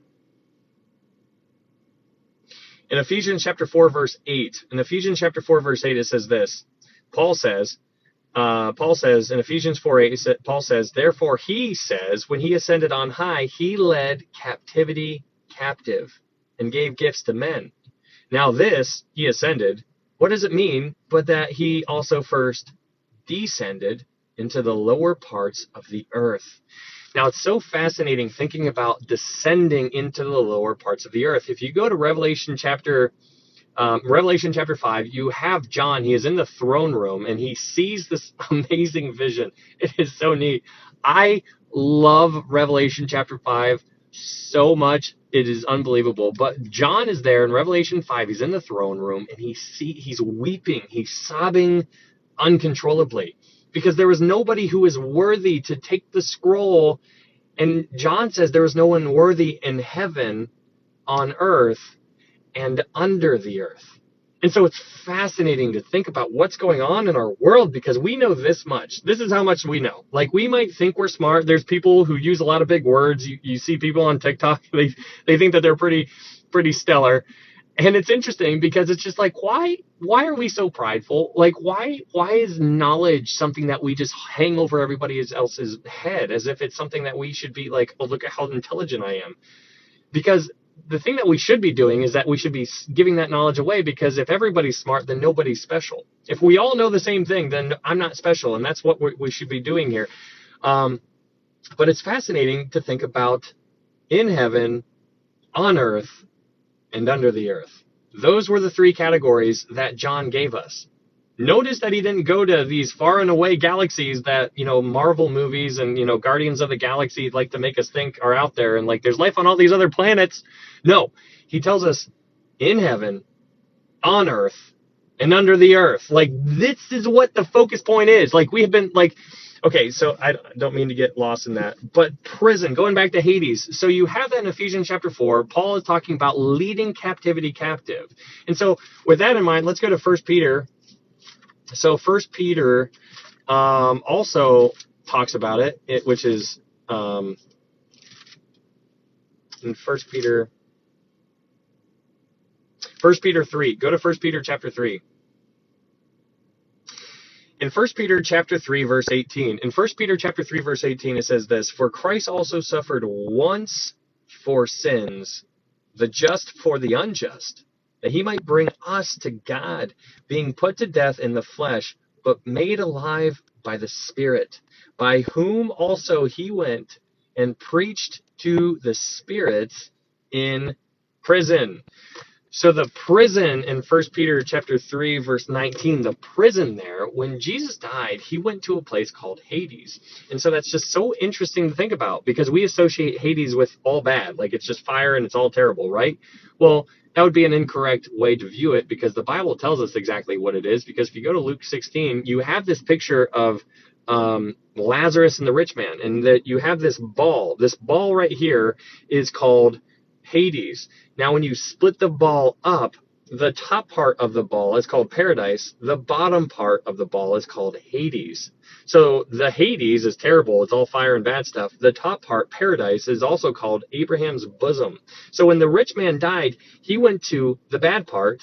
When Lazarus died, he went to the good part. So they were looking at each other from across the way. There was this great gulf in between them, and they're talking to one another. And it's interesting because you learn so much information from that topic. There's like people who are like, hey, are we going to know each other when we get home? Are we going to know who, like, my mom is, who my dad is? Well, if you read that story, what you find is that they knew who one another what they were. Now, it's also interesting because the rich man never once met Abraham. And he says, Father Abraham. And I'm like, how do you know who that is? Does he got a name tag on? Is he saying, hello, I'm Abraham, the one you've read about? No, that's not what he was doing. He knew who he was. There's knowledge that they gain once they die. When you die, that death means separated, right? And so when we're going to know. We're going to know. And it's so interesting because that rich man, he never once was like, I don't deserve to be here. He knew he deserved to be here. It was very apparent. And so all these people who are in these like TikTok streams saying like, oh, God's not real, and like, oh, there's all kinds of gods and all this kind of stuff or whatever, it doesn't matter. Those people, they're going to learn one day. And it's crazy. And I my heart breaks for them. We should be praying for those types of people. But it's crazy to think that in Romans chapter 1, the reason why this judgment came on, like that Paul was talking about in Romans chapter 1, was because they denied him as the creator. The amount of pride that God takes in being the creator is so mind-blowing. He is so proud of his creation. And so for people to say he was not the creator, which is fascinating, because when you start reading, if you go to any kind of government school right now and you get a science book, they're going to say that you came from a little green amoeba. And that is so disrespectful to the creator. I want you to imagine that you go to the beach and you build this amazing sandcastle. And then somebody just comes up and starts trashing it. And then you start talking to them. You're like, I just spent hours and hours and hours building this little sandcastle, and they just stopped all over it. And they're like, oh, I thought this was just completely random. I did not think that there was a creator of this thing. It doesn't make any sense. Like, right, you'd be like, I am so just caught off guard that you would ever think that. It doesn't make any sense. But there's people like that right now. Like, they're looking at the earth and they're like, there's no God. Do you see how disrespectful that would come across? But he is so proud of being the creator. Anyways, Going back to Isaiah 24, verse 22, it says, they will be gathered together as prisoners are gathered in the pit, and will be shut up in the prison. And after many days, they will be punished. Now, that's interesting. Now, again, keep in mind, all of this kind of stuff is futuristic, clearly. This is very, very clearly futuristic. Verse 23, it says, then the moon will be disgraced and the sun ashamed. For the Lord of hosts will reign on Mount Zion and in Jerusalem, and before his elders gloriously. I was just sitting here thinking about that word elders. I couldn't help but think about it. I'm going to have to look into that a little bit more, but I was just like, man, he's going to reign on Mount Zion in Jerusalem and before his elders. Now, before his elders, I don't know.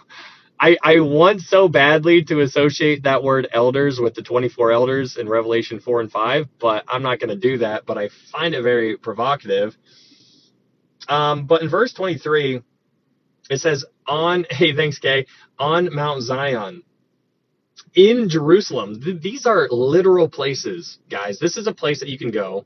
You can go there, and you can see these places. This is where he's going to reign. It also makes so much more sense on why Israel is under attack so, it is so blatantly obvious right now. It is a full-scale attack on Israel. If you guys don't see that, if you're not a Christian, or if you're just here just because you're scrolling and you stumbled upon this live just because you think I'm goofy looking or whatever, you're like waiting to, fact check me or something like that, feel free to. I make mistakes all the time. And if you tell me that I'm wrong, then I'm going to be like, I'm only wrong once? You caught a mistake? I'm going to be like, only one? Because there's probably a lot. My point here is that you need to understand that it is a huge, full-scale attack on the Jewish people right now. It's going on right now in our faces right now. I sent this video to my buddy last night, Cole. If you guys have been here before, Cole, I sent him a video of these Jewish people just the hatred just spewing out of people's mouths, and the anger on their faces, and just the all-out hate, this unbridled hate for Jewish people. It's crazy. And then you're like, why is this going on? Is there anybody else in the world who is hated as much as the Jewish people in our world right now? No. The answer is no. And so when you pay attention to that, you're like, why? Why? And so I'm trying to get my buddy Cole to kind of, he doesn't believe in God, and I'm trying to give him a little bit here and there, and I'm trying to make him think. And I'm like, man, Cole, don't you see? Everything's going to culminate in Israel. This is where it's going to happen. Israel, Jerusalem, Mount Zion. So if we go to Joel, let's go to Joel. Joel chapter 3. So in Joel chapter 3, verse 17, talking about Mount Zion, in Joel chapter 3, verse 17, it says this: so you shall know that I am the Lord your God, dwelling in Zion, my holy mountain. Then Jerusalem shall be holy, and no aliens shall ever pass through her again. Aliens just means strangers, people who don't belong there. But it's interesting, Mount Zion, Mount Zion, Mount Zion. But let's go to Psalm 48. Let's go to Psalm 48. So in Psalm 48, Psalm 48 is about during the kingdom age. So let's read this. Psalm 48. We're going to read the whole chapter. In Psalm 48, it says this: great is the Lord and greatly to be praised in the city of our God, in his holy mountain. Beautiful in elevation. The joy of the whole earth is Mount Zion on the sides of the north, the city of the great king. God is in her palaces. He is known as her refuge. For behold, the kings assembled. They passed by together. They saw it, and so they marveled. They were troubled. They hastened away. Fear took hold of them there, and pain, as of a woman in birth pains, when you break the ships of Tarshish with an east wind. As we have heard, as we have seen, in the city of the Lord of hosts, in the city of our God. God will establish it forever. Selah.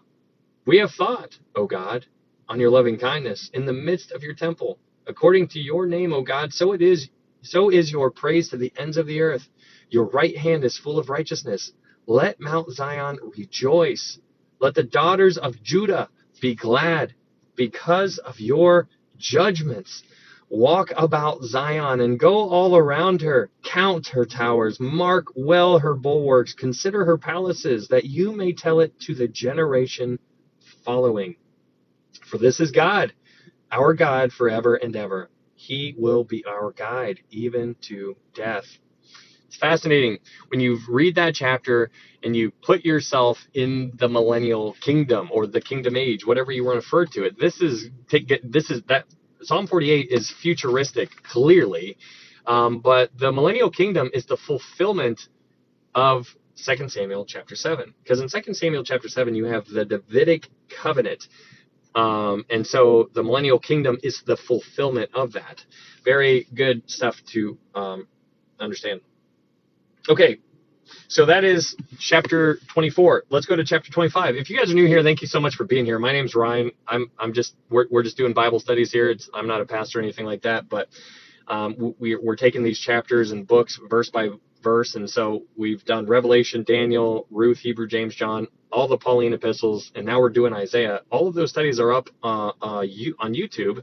There's a YouTube link in my TikTok profile if you guys wanted to go check that out. I would appreciate it if you would subscribe over there. Also, because I keep getting taken off of TikTok because of how the words that I say apparently are very terrible to some people.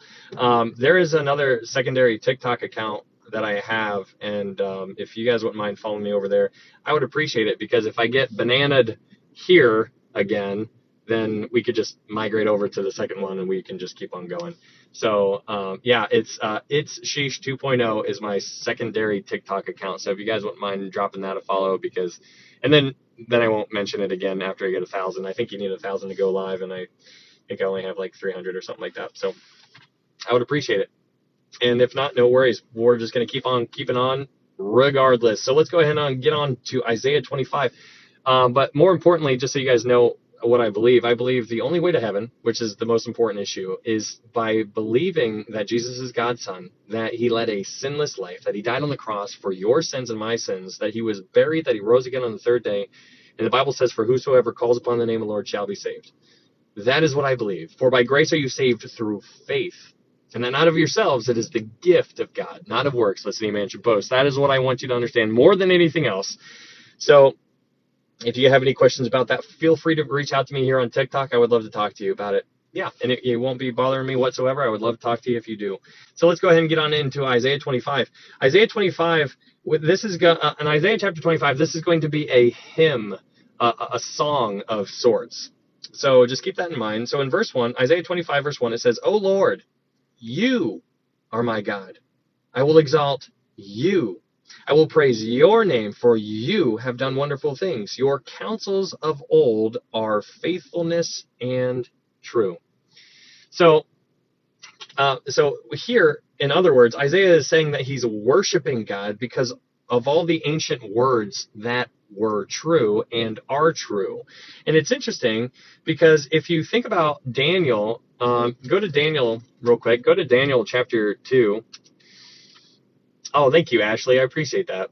Thank you for following me. And Ken and everybody else who did that. Thank you, guys. Thank you so much. I don't really put out too many TikTok videos, but I do. My thing is pretty much just doing TikTok lives. So I'm not really good at making TikTok videos. But anyways, in Daniel chapter 2, you have this amazing prophecy, and it's so cool. Like, I mean, you just can just talk about it all day and just like still just keep getting stuff from it. Like, you're like, oh, I've read that a million times, but I didn't know that this is what it meant. So anyways, Daniel 2, Nebuchadnezzar has this dream, and he's going to unalive all the magicians, the wise men, and so because they couldn't tell him what the dream was. And so Daniel hears about this, and he's like, hey, I can do it, and because God gave him the ability.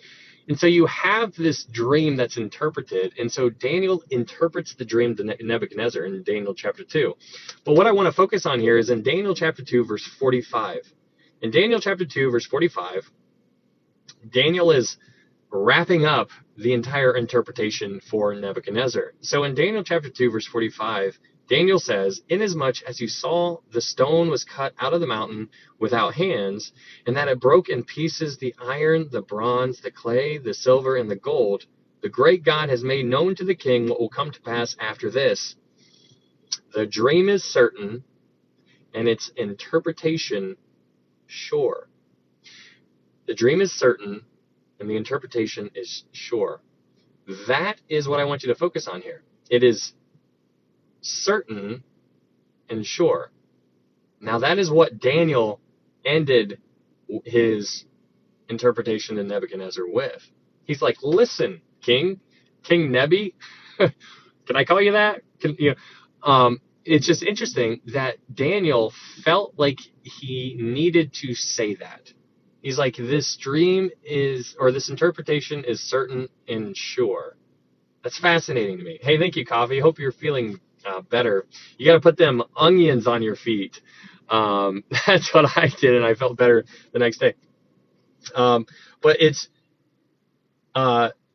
certain and sure, right? And so that's what's fascinating, because when you go back to Isaiah 25, in Isaiah 25, verse 1, it says, "O Lord, you are my God. I will exalt you. I will praise your name, for you have done the wonderful things. Your counsels of old are faithfulness and true."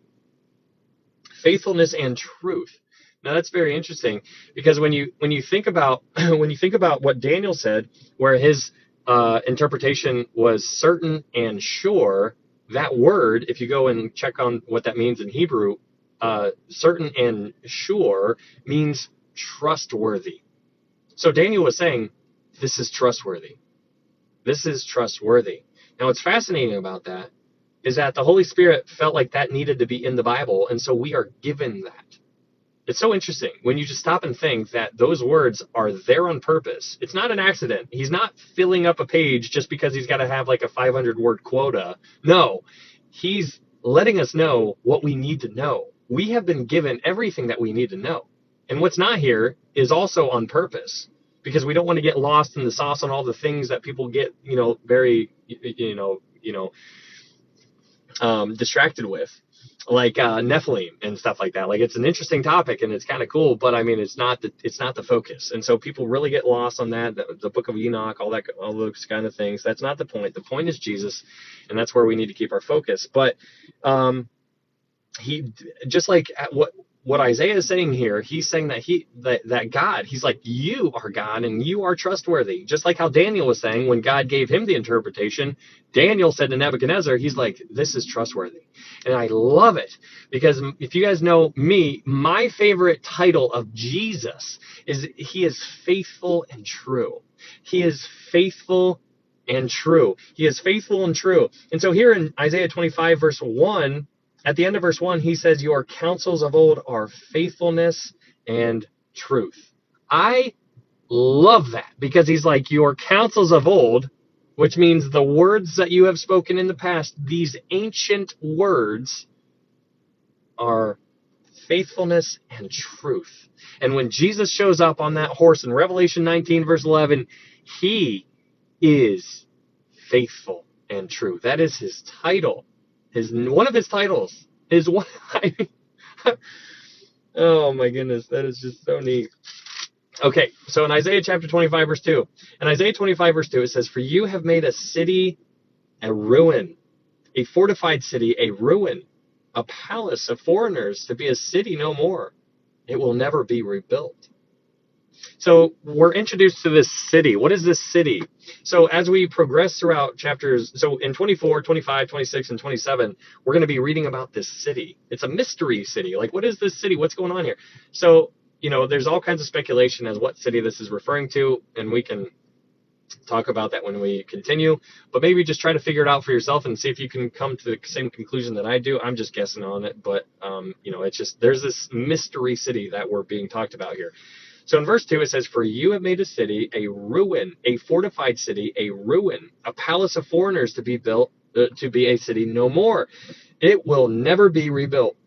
Therefore, the strong people will glorify you. The city of the terrible nations will fear you.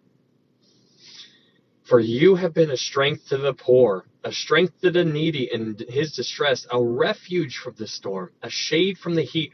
For the blast of the terrible ones is as a storm against the wall." So here, verse 2 through 4, this could be alluding to the events happening during the Great Tribulation. So you have this possible events happening during the tribulation, because remember, Isaiah 24, 25, 26, 27 is all eschatological. It is all futuristic. This is how many people see it. I align with those beliefs as well. So that is why I am saying that. But this refuge from the storm. Refuge from the storm. Now, if you look over to Isaiah 26, verse 20, it's just going to give you a little bit of a feel for where we're going here, and we'll get there in just a little bit. But in Isaiah 26, verse 20, it says this: "Come, my people, enter your chambers, and shut your doors behind you. Hide yourself, as it were, for a little moment, until the indignation is past."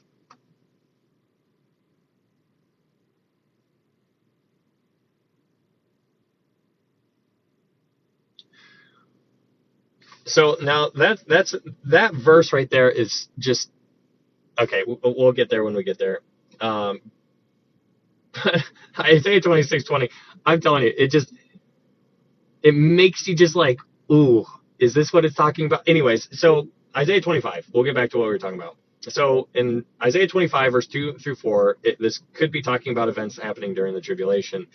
But what I want you to focus on is in Isaiah 25, verse 1 through 5, is the amount of times the word "you" is actually spoken.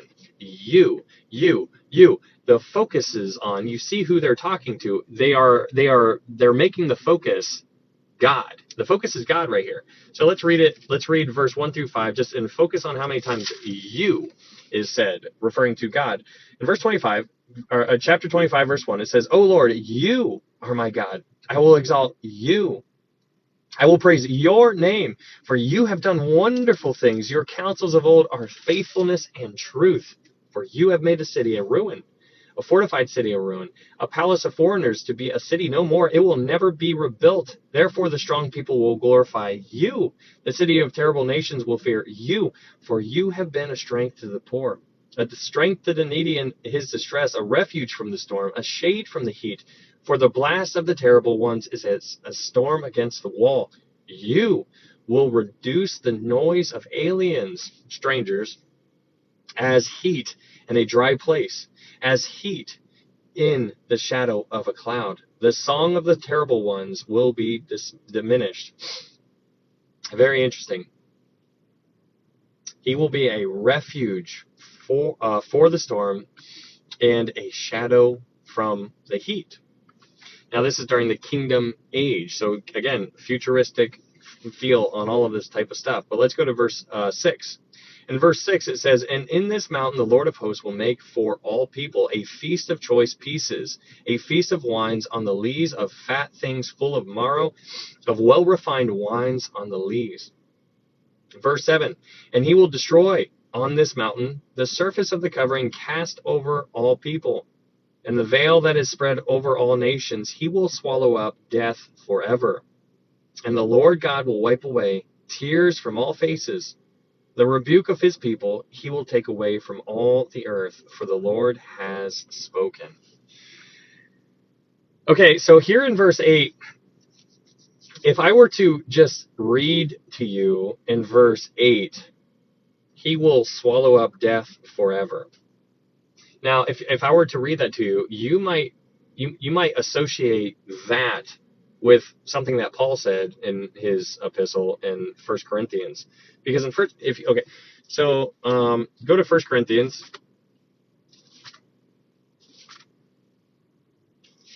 1 Corinthians 15.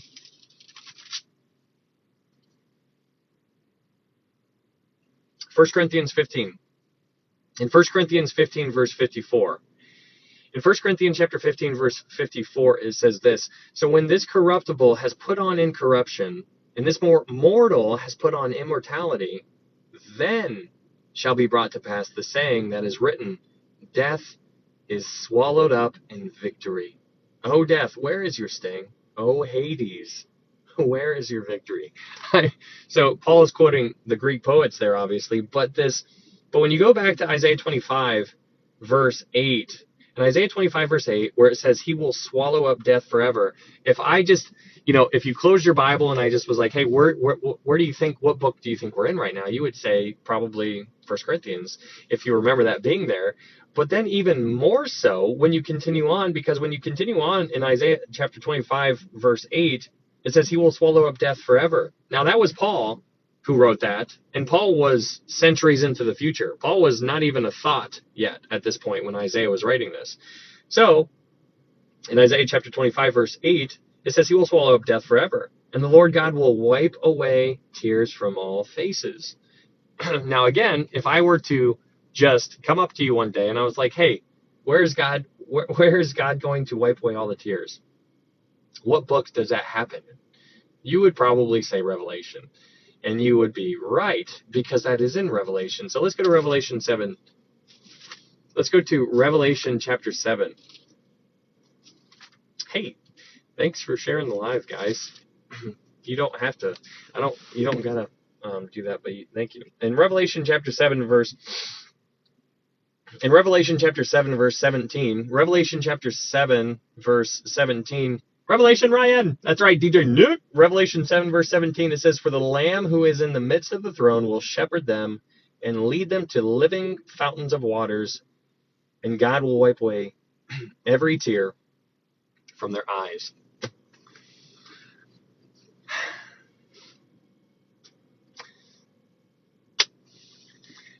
So going back to Isaiah, that's so good. That is so good. But in Isaiah here, you have Isaiah 25, verse 8. It says, "He will swallow up death forever, and the Lord God will wipe away tears from all faces." So what you have here is two different sayings that sound like they belong in 1 Corinthians and one in Revelation. 1 Corinthians was written by Paul. John wrote Revelation. Both John and Paul were so far into the future when Isaiah wrote this. It's crazy. But they are associated with end times. Both of those things that Paul wrote and John wrote, death is swallowed up, and John wrote, "He will wipe away the tears from your eyes." Those are futuristic things that they were writing about. Here, Isaiah is writing about it, and it was futuristic. And then John and Paul write about it, and still, from their standpoint, it is futuristic. Now, in 2024, we are reading it, but we're looking back into time, reading what they were reading in the future, and in our day today, it is still futuristic. It's crazy. It is so cool to see this kind of stuff. But what I want you to understand here is in Isaiah 25, verse 8, where it says, "And the Lord will wipe away tears from all the faces." If you were here for a study of Revelation, you probably remember that I said, I believe the reason why there's going to be tears in heaven, like, why are there tears in heaven? That doesn't make any sense. But he's going to wipe away all these tears, right? And so it's interesting. I told you guys that I proposed to you the idea that I believe that he's going to wipe away these tears because of the lost opportunities that we had. And what I mean by that is that you have a neighbor, you have a coworker, you have a family member, you have a friend who you never told about Jesus, that you never even tried. You've had all of these opportunities. You tell yourself that I'm just waiting for an opportunity to open, whatever we tell ourselves, right? And so when we get home, we're going to be like, I was afraid to not tell somebody about Jesus because I was worried about what they were going to think of me. That's crazy. Like, I was afraid. The reason why I didn't tell you about Jesus was because I was worried that you might think I was weird, that I didn't want to offend you. I didn't even try. And not only did I not try, I didn't even pray for you. What? And so, like, those are the tears that I believe are going to be wiped away. But what's fascinating about this, that it says that the Lord God will wipe away tears from all faces, is that I think we need to understand that there are things that we can do today that we will not be able to do when we get home. Have you ever thought about that? There are things that we can do right now that we're not going to be able to do when we get home. One of those things is witnessing to people. When we get home, the witnessing opportunity is done. Do you understand how amazing it is that we have the privilege to go tell somebody about Jesus? Have you thought about that? It's so interesting because we don't look at it as a privilege. We look at it as a chore, as a, I gotta do it. Oh, I suppose I'll go over there like I don't really want to. Like, oh.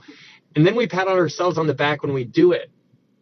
And it's so interesting to think about how we think. And it's crazy to really, it's like, I'm telling you, we are going to be so blown away at our lack of what we should have been doing, I think. It's really heartbreaking, you know, myself included. Like, I am thinking the same thing all the time. And so it's so important to look at it from that point of view, because we have the opportunity, the privilege right now to tell somebody about Jesus.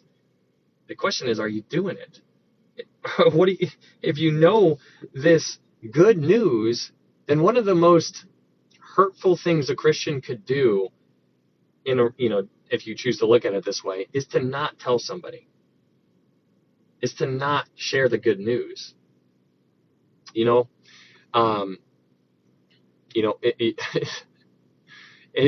I'm speaking to myself here. Like, I'm not trying to make anybody feel bad or anything like that. I'm just speaking to me, because I'm the same way. Like, there's times where I'm like, oh, I should have. And then there's times where I'm like, yeah, I did. And then there's times like, oh, I should have. And then there's times like, yeah, I did it. And then other times I'm like, oh, I should have. But it's crazy. It's crazy to think about this kind of stuff. But those tears that he's going to wipe away might be because of the lost opportunities, the people that we didn't even try. So, it's so important to understand your mission here. If you want to look at it from a military kind of standpoint, like being a soldier, because, like the Bible clearly tells us to put on the full armor of God. So there's this picture of a warrior. So the question is, are you a warrior? Do you have the full armor of God? What do you look like spiritually? Did you know that there is we tend to look at people and we size people up like, oh, that guy's pretty strong. He's pretty tall. He's buff. He's macho man.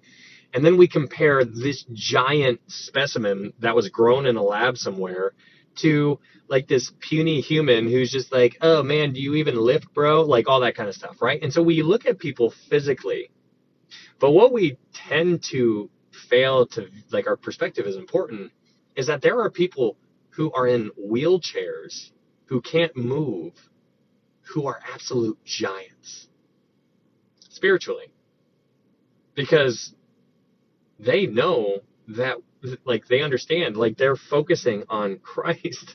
I can't help but think of Sam, Pastor Sam. He's awesome. Like, I lift him up and pray for him, for encouragement for him, because he's encouraging so many other people, but he's a quadriplegic. He cannot move. But he, in my opinion, he is a giant in the faith. Like, he is a giant. But when we view him, if you've seen the guy, he can't breathe. Like, he has a hard time breathing. He's got like a CPAP or whatever. I can't remember what it is, but he needs help breathing. Thank you, Kay. And so our perspective is off on so many different levels. It's crazy. There are people who are frail, who don't know much about what's going on in the world or this, and people make fun of them, but they are giants. If you were to zoom out and look at that person as a spiritual, who they are spiritually, they are this giant. And then when you look at what do you look like spiritually? Are you this little frail thing, this little child who's holding like a little spoon? Like, this is what I got out in the war. Like, this is what I'm going to go after people with. Or are you this giant who is armed to the teeth, holding the sword, got the helmet on, the breastplate, the shield? You are geared up. You cannot be any more kitted out than what you are right now. Is that you? And so it's just interesting to see that if that is you, then you're doing the things that you should be doing right now. And then you understand that there's going to be a day to where you won't be able to do that anymore. There's coming a day to where you're going to be done. You're not going to be able to tell people about Jesus anymore because you're going to be in heaven. So we need to be doing that to people and telling people while we have the opportunity and while we have the privilege. We need to reprogram our brain to view it as a privilege, because it is. It is such a privilege that we have the opportunity. Are you kidding me? He died for me, and like, that's crazy. Anyways, Isaiah 25 verse 9. In Isaiah chapter 25, verse 9, it says, "And it will be said in that day, Behold, this is our God. We have waited for him, and he will save us. This is the Lord. We have waited for him. We will be glad and rejoice in his salvation." So in verse 9, where it says, "And it will be said in that day," in the kingdom age, in this kingdom age, in that day, behold, it will be said in that day, Behold, this is our God. We have waited for him, and he will save us. This is the Lord. We have waited for him. Now, it's interesting because the Antichrist is going to be accepted by the world. It's already primed. The world is completely primed and ready to accept this Savior, this man. And it's interesting because the world doesn't know any better. The majority of the world is lost. Broad is the way that leads to destruction, narrow is the gate that leads to life, few there are that find it, right? We understand that. There's not many people who know Jesus.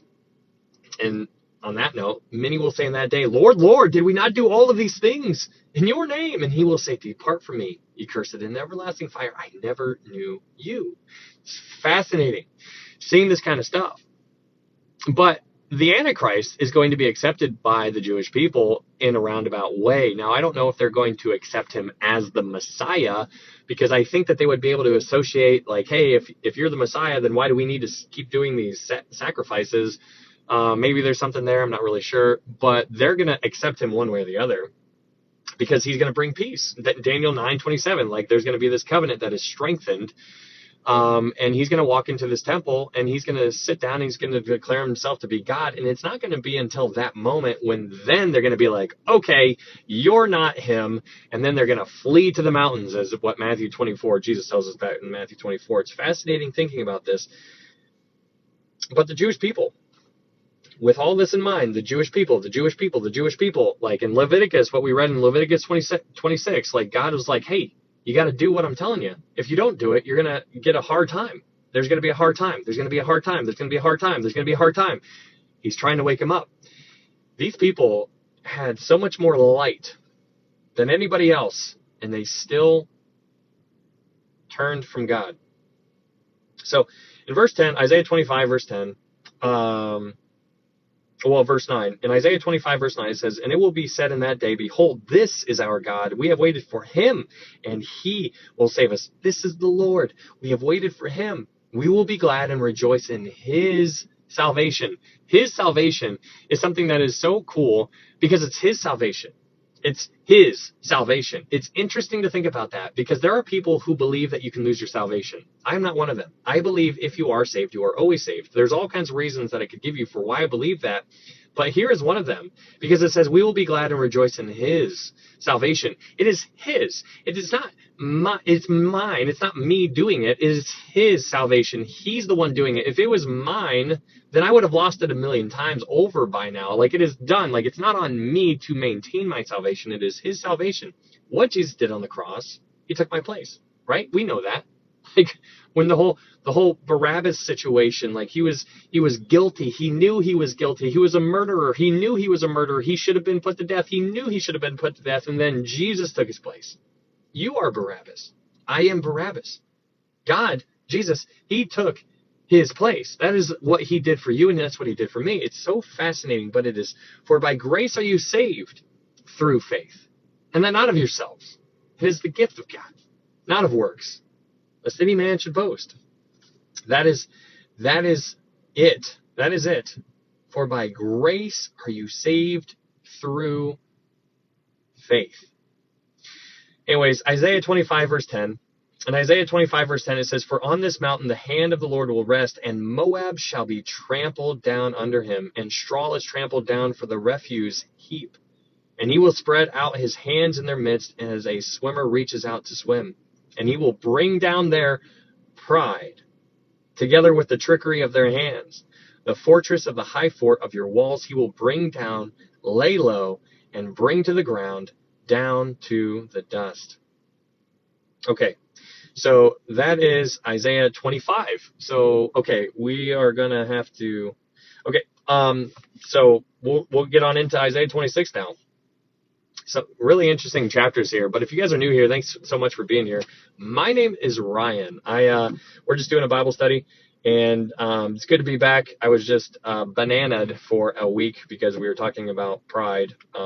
And in Proverbs chapter 6, it says God hates a proud look, and so that's why I got bananaed last time. So I'm just going to keep saying that. I don't know what's going on, but this app is silly. But anyways, there's another secondary account that I have. I'm just trying to get it to 1,000 followers. So if you guys wouldn't mind following me over there, I would appreciate it. Hello, Monique from Australia. Good to see you. Thanks for being here. Hey, Marcy. Good to meet you guys. But yeah, there's another secondary account if you wouldn't mind following me over there, just in case the next time that I do get bananaed, which it will happen again, I'm sure. Then that way I could just be done on this account and then go straight over to the other one, and we could just pick up where we left off. That'd be ideal. So it's Sheesh 2.0. Yeah, this is it right here. It's Sheesh 2.0. If you wanted to follow that account over there, that would be cool. And also there's a YouTube account in my TikTok profile. If you wanted to go subscribe over there, I upload all of these studies up there. If you want to go unpack them later on, you are more than welcome to. Yeah, it's all of the, we've done Revelation, Daniel, Ruth, Hebrews, James, John, Acts, and all the Pauline epistles. So such a good study. I think we're making some good progress throughout the Bible. But yeah, so there's the YouTube account. If you would subscribe over there, I'd appreciate it. And the secondary account, that would be really neat. No worries if you don't want to, but let's go ahead and dive on into Isaiah. So in Isaiah chapter 26, moving on, Isaiah chapter 26. So in Isaiah chapter 26, this is going to be about a song that is going on in 26. But just a little bit of a recap. So in chapter 24, you have the Great Tribulation. In chapter 25, you have the glorious triumphs of the kingdom age. And then in 26 here, you have the restoration of Israel. So you're kind of seeing how it's kind of flowing a little bit. You're kind of getting a feel for it. It's all futuristic. It's all eschatological. Very fancy word for, futuristic end time stuff. But let's go to Isaiah 26, verse 1. So in Isaiah chapter 26, verse 1, it says, "In that day, this song will be sung in the land of Judah." So right off the bat, you have this whole song. That is that they're going to be singing in the land of Judah. Now, if you remember, there are 12 tribes. There are two kingdoms, the northern kingdom and the southern kingdom. The northern kingdom is Ephraim, or Israel.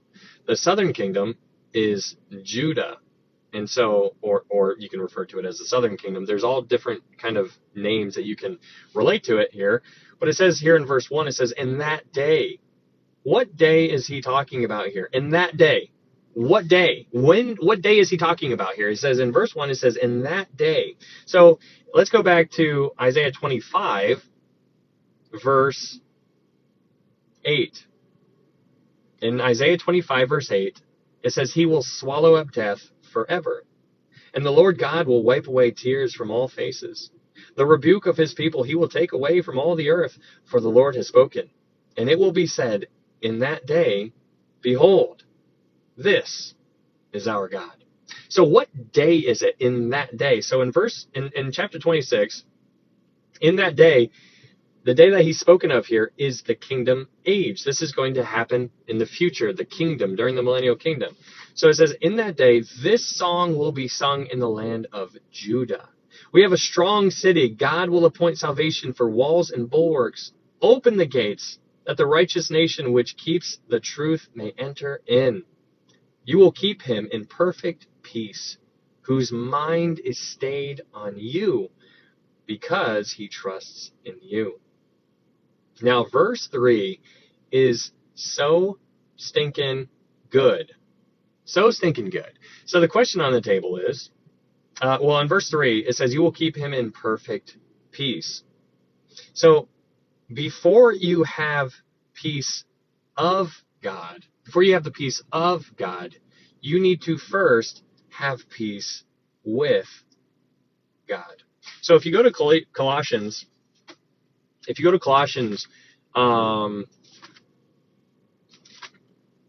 Colossians chapter 1, if you go to Colossians chapter 1, verse 20, Colossians chapter 1, verse 20, this is Paul talking. In Colossians chapter 1, verse 20, it says this, or Colossians chapter 1, verse 19.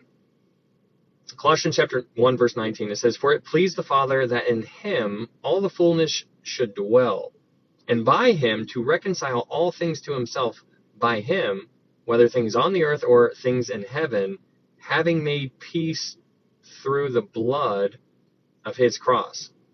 Okay, so now let's go to Romans chapter 5. Let's go to Romans chapter 5. Romans chapter 5.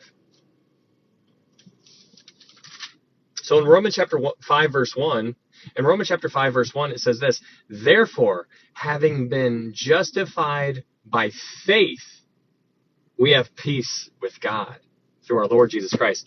Justified by faith. Notice the absence of water baptism there. You know, it's fascinating. If you do your study on baptism, a lot of people like to add water baptism as a necessity in order to be saved. That is not what I believe whatsoever. I believe that it is through faith alone. What Jesus did on the cross was enough. So it's Christ plus nothing. But, you know, that's okay. So let's go back to what we were talking about.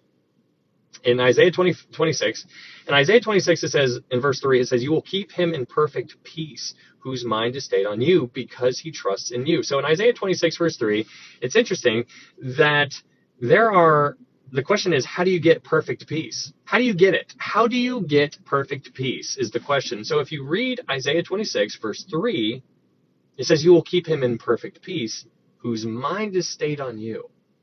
Now, that sounds very easy, but what I find to be going on in the world right now is that people become so overwhelmed with what's going on in the world. There's so many fears. There's so many worries. There's so many anxieties. People are depressed. People don't know which way's up. And I can tell you the answer. I can tell you how to avoid that. You need to keep your mind stayed on him. You will keep him in perfect peace, whose mind is stayed on you. Let's go to Matthew 14. Let's go to Matthew 14. So in Matthew 14, you have this whole story, which I'm sure everybody's heard before, but Matthew 14, verse 22, Peter's in the boat, and Jesus is going to walk on the water. In Matthew 14, verse 22, Matthew 14, 22, it says, immediately Jesus made his disciples get into the boat and go before him to the other side, while he sent the multitudes away.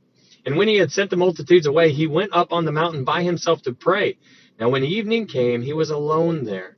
But the boat was now in the middle of the sea, tossed by the waves, for the wind was contrary.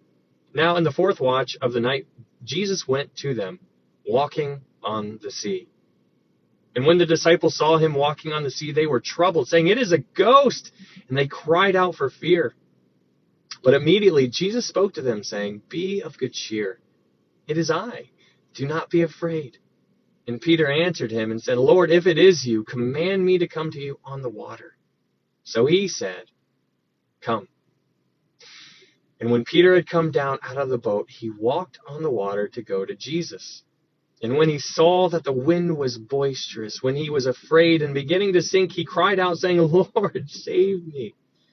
And immediately Jesus stretched out his hand and caught him and said to him, O you of little faith, why did you doubt?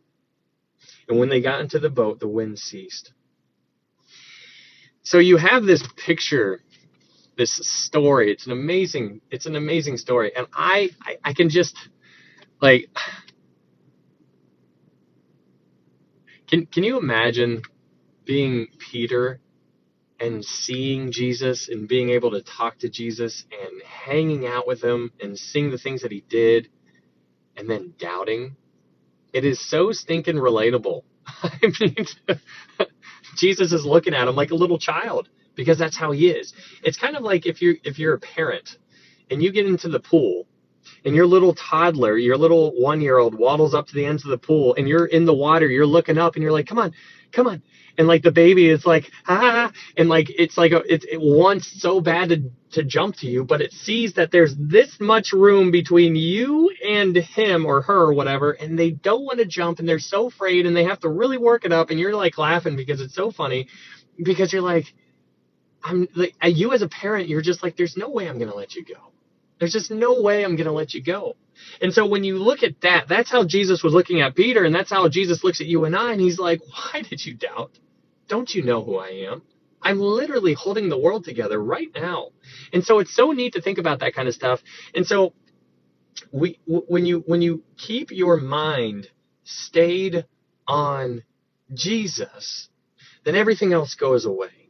When you are like this, looking right at Jesus, you don't care what's going on around. You're like, man, I didn't even know I was in the middle of a storm. And so it's fascinating because Peter was doing good. And then he noticed the waves were getting so bad, and he starts noticing the waves. He takes his eyes off of Jesus and he looks at the waves, and that's when he starts to fall. If you focus and you keep your mind stayed on him, then these things aren't going to be worrying you. You're going to be like, man, I got to start telling more people about Jesus, because that's what we are supposed to be doing to begin with. We need to be occupying until he comes. It is a very clear mandate. If I was your boss and you were working your 9-to-5 job, and I came up to you at the beginning of the shift and I slid you a piece of paper and I said, do these things, I'll be back later, you're probably going to do those things because you're like, oh, he's coming back. Now, the hard part is that you associate that very temporary. It's a very short, he's going to return probably in a couple hours, right? That's what you're going to think of me, and I would come back. But it's interesting because we don't seem to care in the long run, because when Jesus left, he tells you and I to occupy until he comes. He tells us to go and preach the gospel to every living creature, right? That's what we need to be doing. But how many of us are doing it? And so that's what's interesting, because if you know what you should be doing and you don't do it, oh man. But if you are doing it, good for you. And if you're trying to work your way up to it, good for you, because that's what we need to be doing. And it's so neat. I was thinking about this earlier. Like, I don't know anybody in here. Like, there's people in here. There's like 200 and so people in here. And I'm just like, I don't know people in here. I know, like, I'm familiar with people. Like, you know, people keep coming back, and I really appreciate you guys coming back. But what I was thinking about earlier is that this is so neat. I was like, man, I'm here on TikTok. I'm not a social media guy. Like, I don't do this. And here I am on TikTok, and we're doing a Bible study online on TikTok. And there's people in here who are getting encouraged. And so then you're getting encouraged, and then you're going out and you're telling somebody else. And then you're getting emboldened to tell somebody else about Jesus. And so it's interesting, because I am being used by God, because I am a child of God. And I'm like, hey, here I am. Send me, right? Like, that's what we're doing. Like, that's what Isaiah in Isaiah 6 was doing. But it's interesting, because if I'm encouraging you, then you're getting encouraged somewhere else out in the world, and then you're giving that to somebody else. And you're lifting up other people, and then they're lifting up other people all over the place, and we're all being encouraged. And I just love the imagery that you and I are on the same team. If you are born again, you and I are on the same team. So if I'm doing well, then you're going to be doing well. If you're doing well, then I'm doing well, and we need to be lifting each other up. That's why it's talking about iron sharpening iron. You need to be, like, it's so cool to see the picture, like in Christ, as in Ephesians. Like, if you read the book of Ephesians, you see the phrase in Christ so many times. In Christ, one body. And so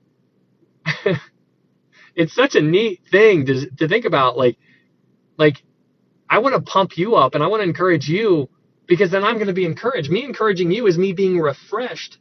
Paul had the worst, right? Like, I almost like don't even like Paul sometimes, because he talks about how he's like he referred to all the things that he went through as light affliction. He's like, oh, these things, me being shipwrecked, me being beaten, me being stoned, me being thrown in prison, all these things, this light affliction, it's temporary. And I'm like, Paul, I want to slap you in the face. How's that for temporary? No, but it's so interesting to see his mind. He was like, this is temporary, guys. Like, this is temporary. And so, like, Paul's face was so, his sights were focused upward. And he's like, he's like, I don't care. For me to live is Christ, but to die is gain. He's like, guys, if I'm here, I'm here for you. And I'm going to be lifting you up, and I'm going to be building you up. But if I'm gone, that's better for me. For me to live is Christ, but to die, I'm gaining everything. And he understood. But there's people down here who don't really want to get in the game. There's people who know what to say. They know the gospel. They know how to be saved. They're just not telling other people about it because they're afraid. They don't want people to think about, they're worried about their status. They're worried about what people, whatever. But it's so important for us to focus. And it's almost, if you have your nose in this book, there's almost no way that you can't not say something.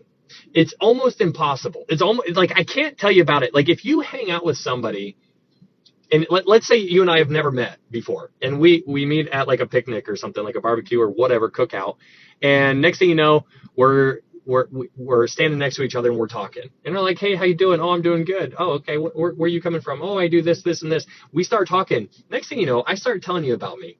The first things that I'm going to tell you about me are this, this, and this. And so I'm going to tell you the things that I enjoy. So you get to know me because now you're like, oh, he clearly enjoys these things. But the things that you're going to learn about me is that I'm going to try to tell you about Jesus, because that's one of the first things that I'm going to do. I just got to tell you, do you go to church anywhere? I'm going to introduce that conversation, whatever. But it's funny because the things that people talk about are what they care about. The things that people talk about are what they care about. And so what you talk about when you are with your friends, with your family, with your relatives, boyfriend, girlfriend, husband, wife, whatever it is, the things that they talk about are the things that they care about. And so a lot of people want to talk about sports. A lot of people want to talk about the football game or the baseball game or what the stats are of this or this or this. And they know all the stats.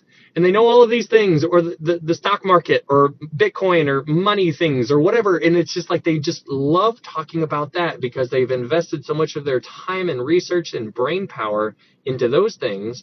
And so they want to talk about things that they know.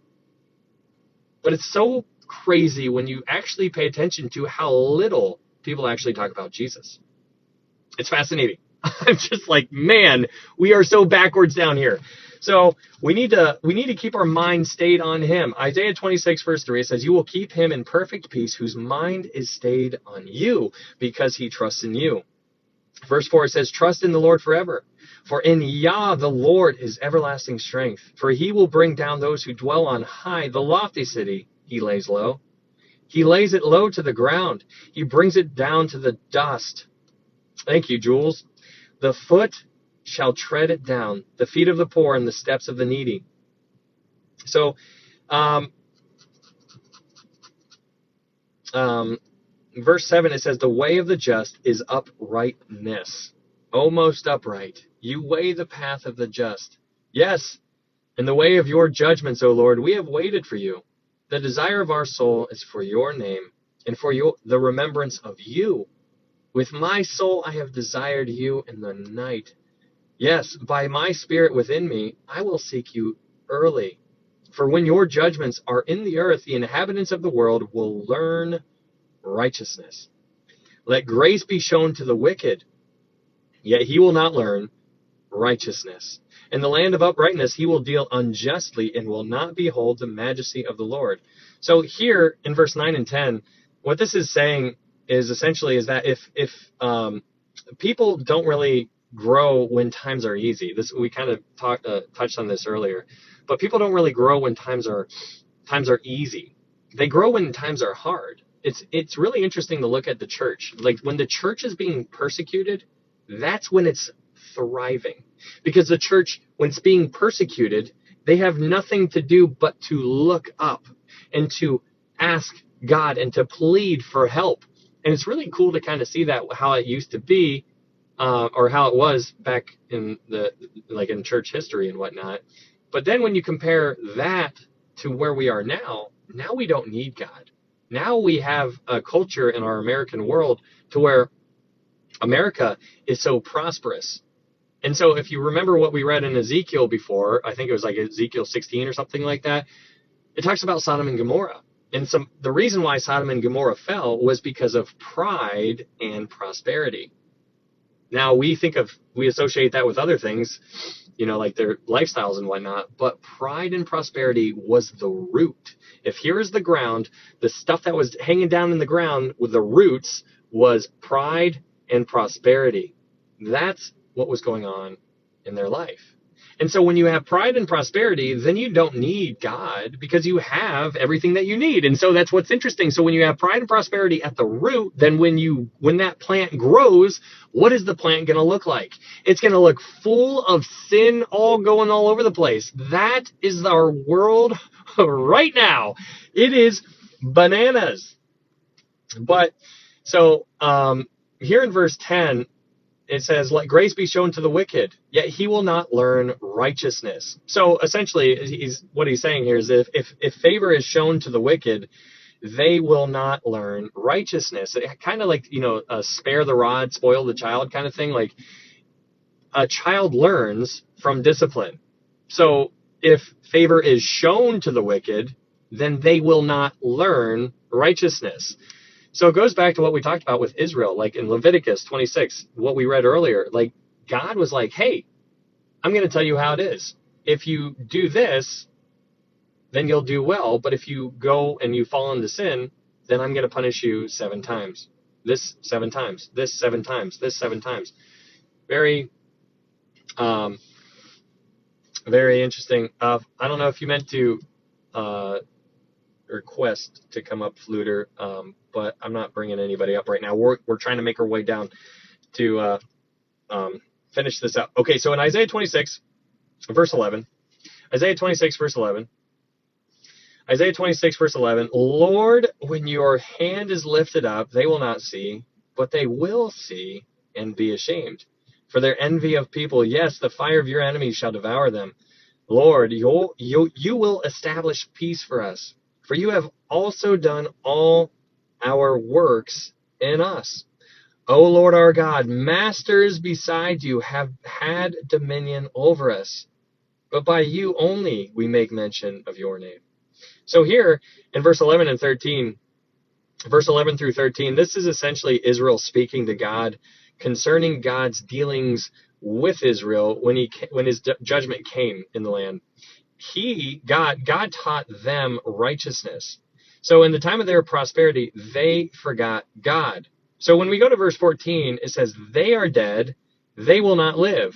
They are deceased, they will not rise.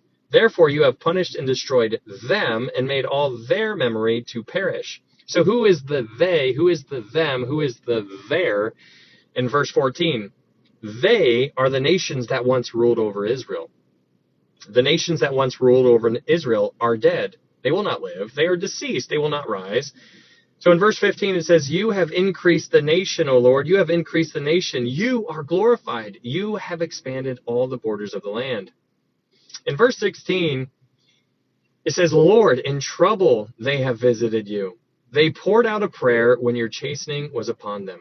So here in verse 15 and 16, what this is, like the message behind this is what this is saying is that when they were getting disciplined and going through hard times, it was then and only then that they remembered God. Now, if you remember what we were talking about in Isaiah 24, 25, 26, and 27, those chapters, 24, 25, 26, and 27, it's about Israel. It's about Israel. It's about end times, what's going on. But with that in mind, with futuristic type of stuff, let's go to Daniel chapter 12. Because in Daniel chapter 12, like with the whole idea that they only remember God when they're going through hard times, that is why the tribulation is necessary. Because they don't need God right now. They are going to cry out to him at some point. So in Daniel chapter 12, verse 7, it says, Then I heard the man clothed in linen who was above the waters of the river. And he held up his right hand and his left hand to heaven and swore by him who lives forever. And it shall be for a time times and half a time. And when the power of the holy people has been completely shattered, all these things shall be finished. See, the power of the holy people, these holy people are the Jewish people, right? So these Israelites, the people over in Israel, like these Jewish people.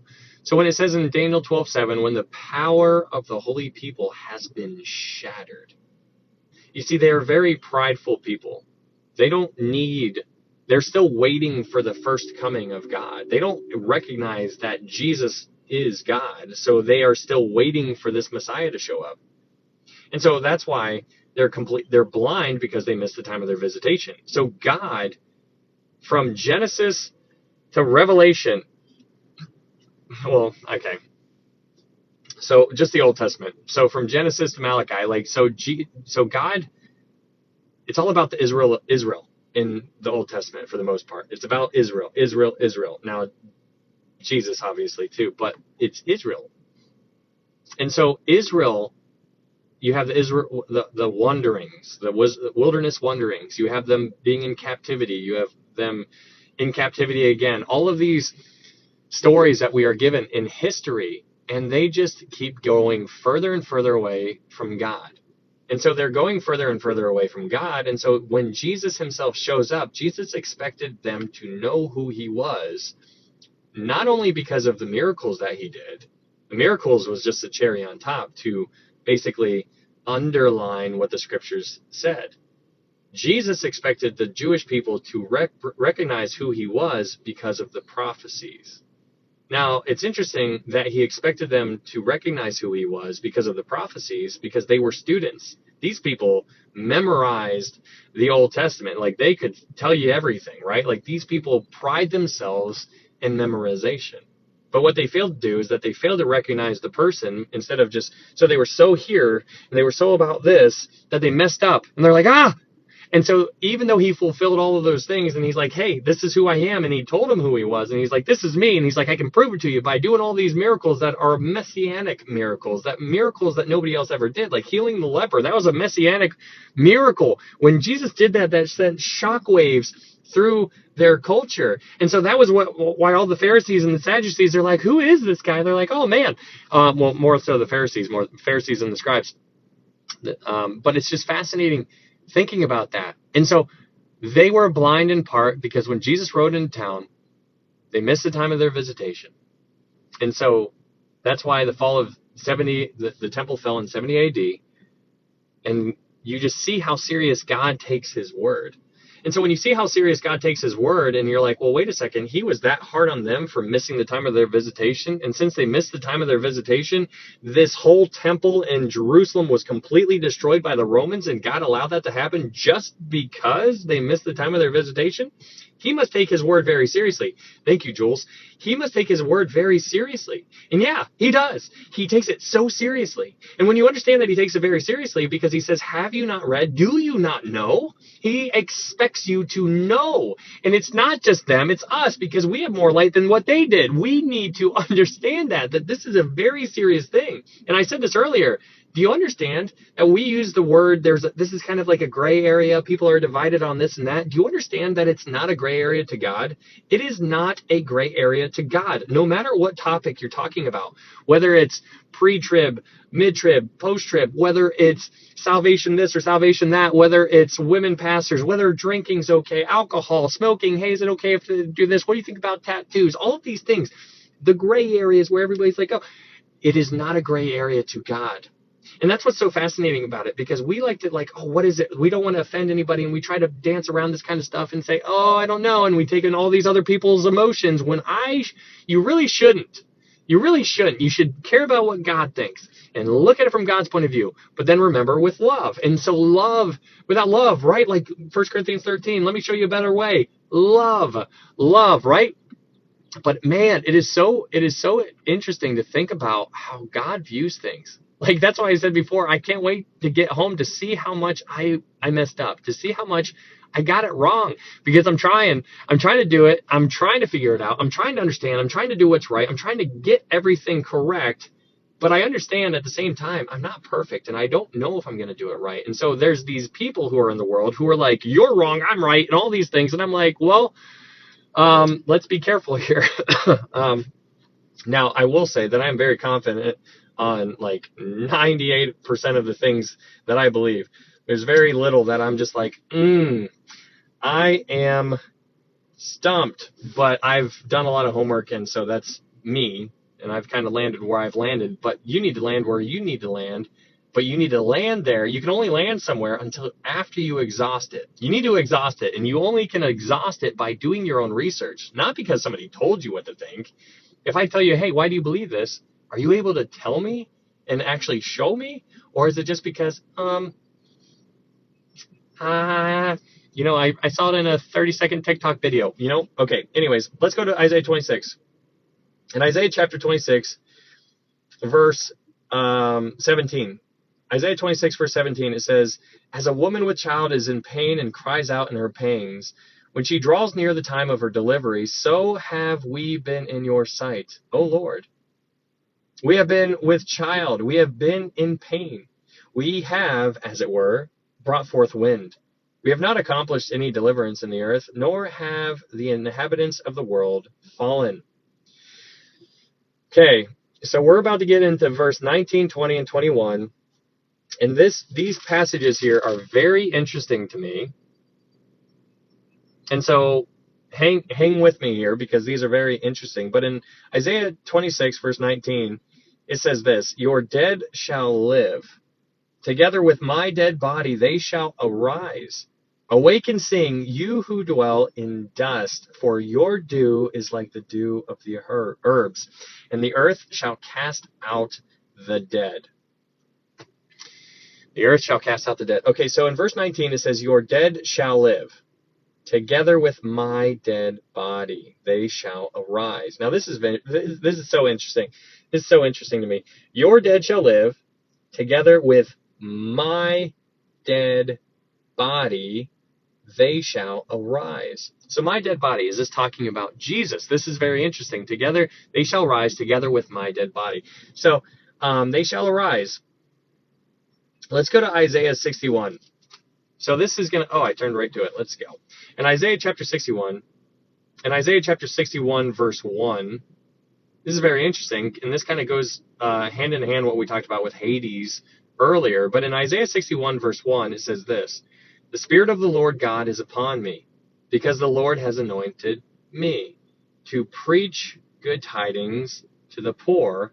He has sent me to heal the brokenhearted, to proclaim liberty to the captives, and the opening of the prison to those who are bound. So if you read that verse, you are probably making all kinds of connections with captives and prison.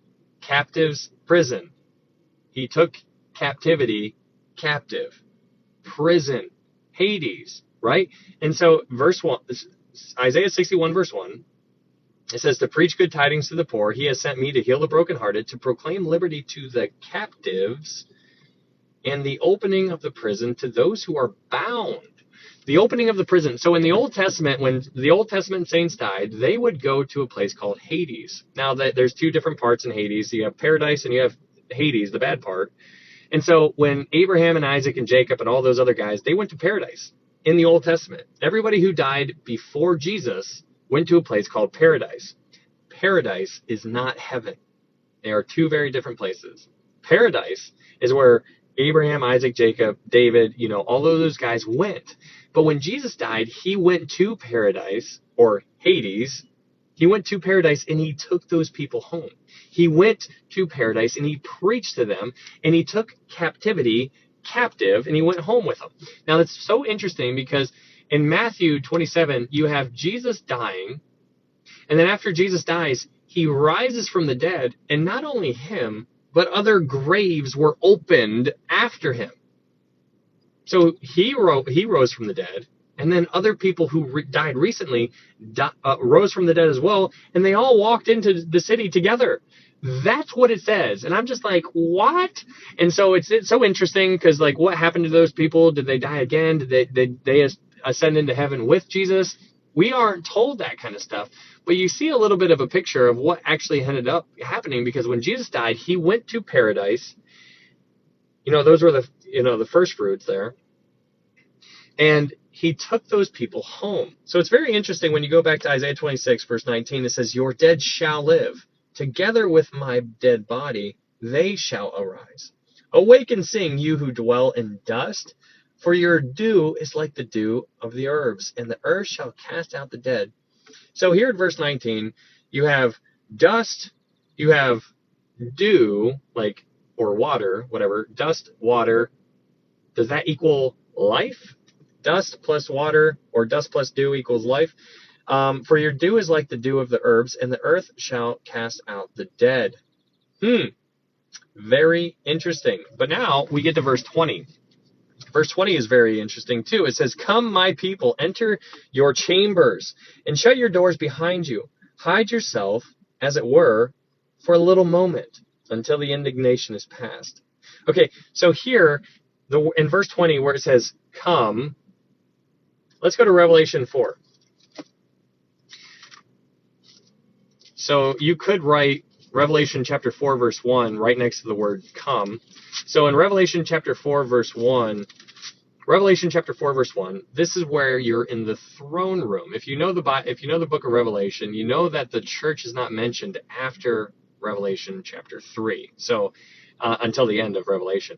But in Revelation chapter 4, John is in the throne room, and in Revelation chapter 4, verse 1, it says, after these things I looked, and behold, a door standing open in heaven, and the first voice which I heard was like a trumpet speaking with me, saying, come up here, and I will show you things which must take place immediately after this. So in Isaiah chapter 26, verse 20, where it says come, you can write Revelation chapter 4, verse 1. So it says in verse 20, it says, come, my people, enter your chambers. Now, for chambers, let's go to John 14. So John 14.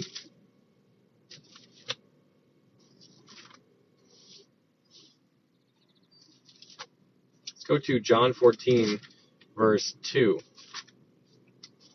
So in John 14, verse 2, it says, in my Father's house are many mansions. If it were not so, I would have told you. I go to prepare a place for you. These chambers, right? Okay, so you're getting a flavor for the whole thing. So in Isaiah 26:20, it says, come. Revelation 4:1, you can put that right next to that word. It says, come, my people, enter your chambers. Right next to chambers, you can put John 14:2. And then it continues on in verse 20. It says, and shut your doors behind you. Hide yourself, as it were, for a little moment, until the indignation is past. So you have until the indignation is past. So on that one, you can say Revelation 3:10, until. So until the indignation is past, you can put Revelation 3:10. Let's check that out. What does Revelation 3:10 talk about?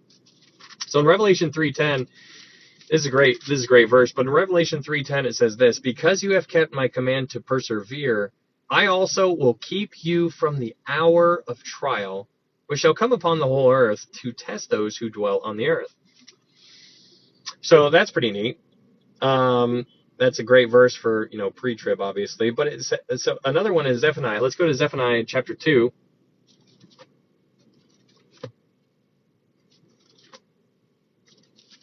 Go to Zephaniah chapter 2. I can turn pages.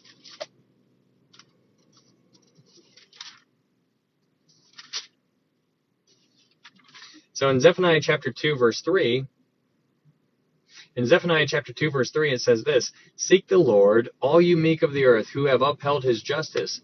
Seek righteousness, seek humility. It may be that you will be hidden in the day of the Lord's anger.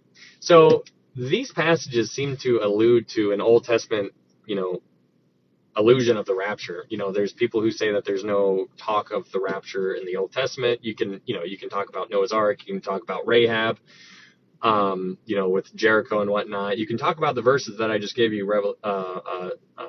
Zephaniah 2:3, and here in Isaiah chapter 26, verse 20. And so that's what's so interesting about it. So there are some people, and I'm just going to tell you, you can make your own conclusion on this. But here in Isaiah 26, verse 20, there are some people who see that this is talking or being directed to Israel. And then there are the others who believe that this is being directed towards the church. I see this as being directed towards the church. Now, I'm not telling you what to think. I'm just telling you that those are the options of what people are divided on. But I see the church. So let's read Isaiah 26, verse 20, now with all those things in mind. In Isaiah 26:20 it says, "Come, my people, enter your chambers, and shut your doors behind you. Hide yourself, as it were, for a little moment, until the indignation is past." Interesting stuff there. Interesting stuff. Is this talking about the rapture? You can decide that, but for yourself, but it's very, very interesting. Verse 21, it says, "For behold, the Lord comes out of his place to punish the inhabitants of the earth for their iniquity. The earth will also disclose her blood, and will no more cover her slain." So in verse 21 it says, "For behold, the Lord comes out of his place to punish the inhabitants of the earth for their iniquity." Now, this is, again, keep in mind that this is talking about during the tribulation or during the Great Tribulation period. So I believe that the church is already gone during this time, right? So with that kind of mindset, then this seems to make sense. Yeah, you have all these people who say, oh, the rapture is like a made-up thing and it didn't happen until like the 1800s and yada, yada. No. It's just not true because, if you read Thessalonians, then you'll see that the people thought that they missed the rapture. They're like, oh, gosh. And, there's, Paul clearly talked about it, moment in the twinkling of an eye. You could talk about the harpazo, goes all the way back. There's all kinds of examples for it. We don't need to get lost in that kind of stuff right now. But what's interesting, here in verse 21, it says, "For behold, the Lord comes out of his place to punish the inhabitants of the earth for their iniquity." So if you remove the church, and you have just the people left on the earth during the tribulation, the Great Tribulation, he's punishing them for their iniquity, right? Now, there are people who believe that we need to suffer. There are people who believe that we should go through the tribulation. There are Christians who believe that the church should go through the tribulation. That's just, those are the mid-trib people, and those are the post-trib people. I am a pre-trib. I believe the church would be taken out of here. But for the people who believe in mid-trib and post-trib, first off, post-trib doesn't make any sense to me because I'm just like, well, who are the people who are going to populate the millennial kingdom? And so then you start, getting into that territory, and I'm just like, well, like the sheep and goat judgments, like that's clearly talking about humans. Anyways. Post-trib makes zero sense to me. Mid-trib, if I can kind of understand why people think that in a roundabout way, but at the same time, I still don't see it. But mid-trib, there's some people who think that we should be punished. But it's really interesting to think about being punished, right? We haven't suffered enough. Like there's some people who think that Jesus suffered, and so since he suffered, then we should suffer, and so that's why we're going to go through half of the tribulation. That's what some people think, and you guys can make up your own minds on that. But what I think is really important to understand is let's go to Isaiah 53, because in Isaiah 53, verse 6, in Isaiah chapter 53, verse 6, it says this. In Isaiah 53:6, it says, "All we like sheep have gone astray. We have turned every one to his own way, and the Lord has laid on him the iniquity of us all." So the Lord has laid on Jesus the iniquity of us all. So it's interesting because God has already punished my sin through his Son. So my sin has already been taken care of as a born-again believer through Jesus. My sin was laid on him, and when he died on the cross, that was him taking that for me. So why should I be punished for something that he has already paid for? It's just how I see, like, that's just my viewpoint. We could talk about, the 24 elders, and I would love to talk about the 24 elders. I believe there's all kinds of amazing reasons why I believe that we'll be raptured out next. I believe the next prophetical thing that's going to occur will be the rapture. And it's really interesting if you play that scenario out because, the world is teetering right now. It could fall apart at any moment. That is how volatile our situation is. You're seeing the dollar, the petrodollar, the whole situation, American, the collapse, all of this kind of stuff. It's happening. And it's really crazy. And at the same time, it's really exciting. But it's only exciting if you know the Bible. Because we know, the people who know their Bible know that this is not all there is. And then when you think about Paul, and he refers to what we're going through as light affliction, just for a moment. When we get home, we're going to be like, man, I was afraid of that. I can't believe I was afraid of that. I wish I could go back and do all those things over again. There are people who are in their 90s who are like, I wish I could go back and do this all over again. And you don't even have to be 90 years old to think that way. You probably think that way whatever age you are right now. I think the same thing. I'm like, man, I totally would have redone that. But why does it take so much time for us to learn, to wish that we could go back and wish that we could learn more? And I wish I knew this like how he did, or I wish I could talk like she did, or all these things, whatever. You can do it. It's just a matter of what you want to do. If you want to be really good at playing the piano, or if you want to be really good at golf, or if you want to be really good at basketball, or whatever, you can do it. You can put your time into that and learn. You can learn. There's time. There's not always going to be time. But it's very fascinating. Those passages are very, very interesting. So let's go to, you tapped out, Laura. Yes. Wisdom. But let's go ahead and dive into Isaiah chapter 27. But if you guys are new here, thanks for being here. My name is Ryan. We're just diving into the Bible. We're taking it verse by verse, chapter by chapter, and I'm just giving you my view on some things. And it's okay if you disagree with me on things, and I'm sure there's barely anybody in here who agrees with every single thing that I've said.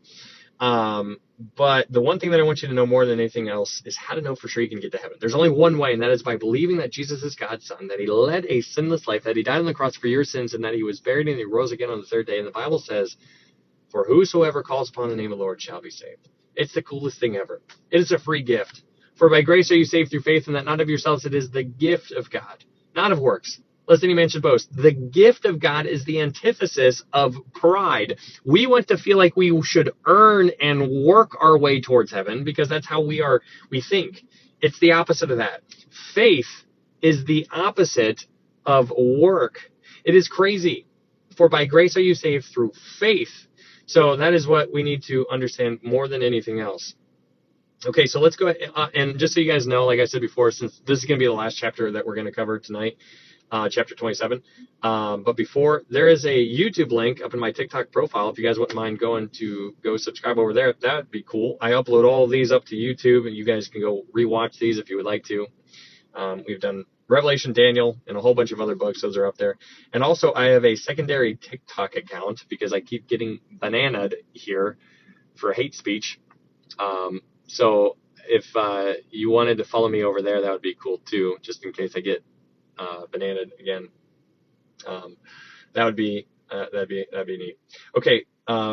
And if you have any questions about any of those things, like how to know for sure you can get to heaven, you can message me here on TikTok. I would love to talk to you. My messages are wide open. You don't have to follow me here on TikTok. You can just message me at any time. All right, so let's go ahead and get on into Isaiah chapter 27. Here in chapter 27, it says, in that day, the Lord with his severe sword, great and strong, will punish Leviathan, the fleeing serpent. Leviathan, that twisted serpent, and he will slay the reptile that is in the sea. Now, Leviathan, serpent, this is all talking about Satan, obviously. But it's very interesting that it says he will slay the reptile that is in the sea. Now, the reptile, if you've ever wondered why there's these videos of people calling people reptilians, reptile, Satan, snake. A snake is a reptile. So people, they associate reptilians and stuff like that. I don't mean to go down that, but it says he will slay the reptile that is in the sea. Now, it's interesting that it says in the sea, because in Revelation chapter 13, let's go to Revelation. Hello, Holly. How to find you on YouTube, brother. Love this rare. There is a link in, I didn't see your name. Carpe Diem, Carpe JK Diem. There is a YouTube link in my TikTok profile. So if you click on here, There's a little link in my profile. Link in bio, as they say.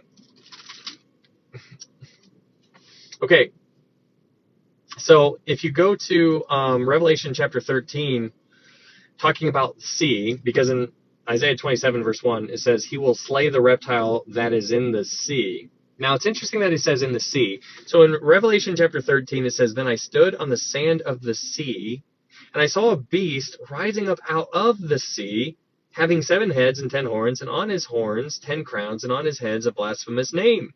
So this sea seems to be like a sea of people, because this person, like, I don't think he's actually going to be emerging out of a sea like something like out of a Marvel movie or something like that. Like, no, like a sea of faces. If you're at a concert, everybody is looking up to the person, to the band that's up on the stage, right? But if you imagine being on the stage and looking out, you see all of these people looking at you. So you see a whole bunch of faces all over the place. So that's kind of the idea here of what's going on in Revelation chapter 13. But here it says, in Isaiah 27, it says, in that day. Now, what's the day? The day here that he's talking about here is now going to be talking about the day of the Lord, because this is going to be a judgment type of thing. It says, in that day, the Lord with his severe sword, great and strong, will punish Leviathan. Now, it's interesting because we talked about the day of the Lord compared to the day of Christ.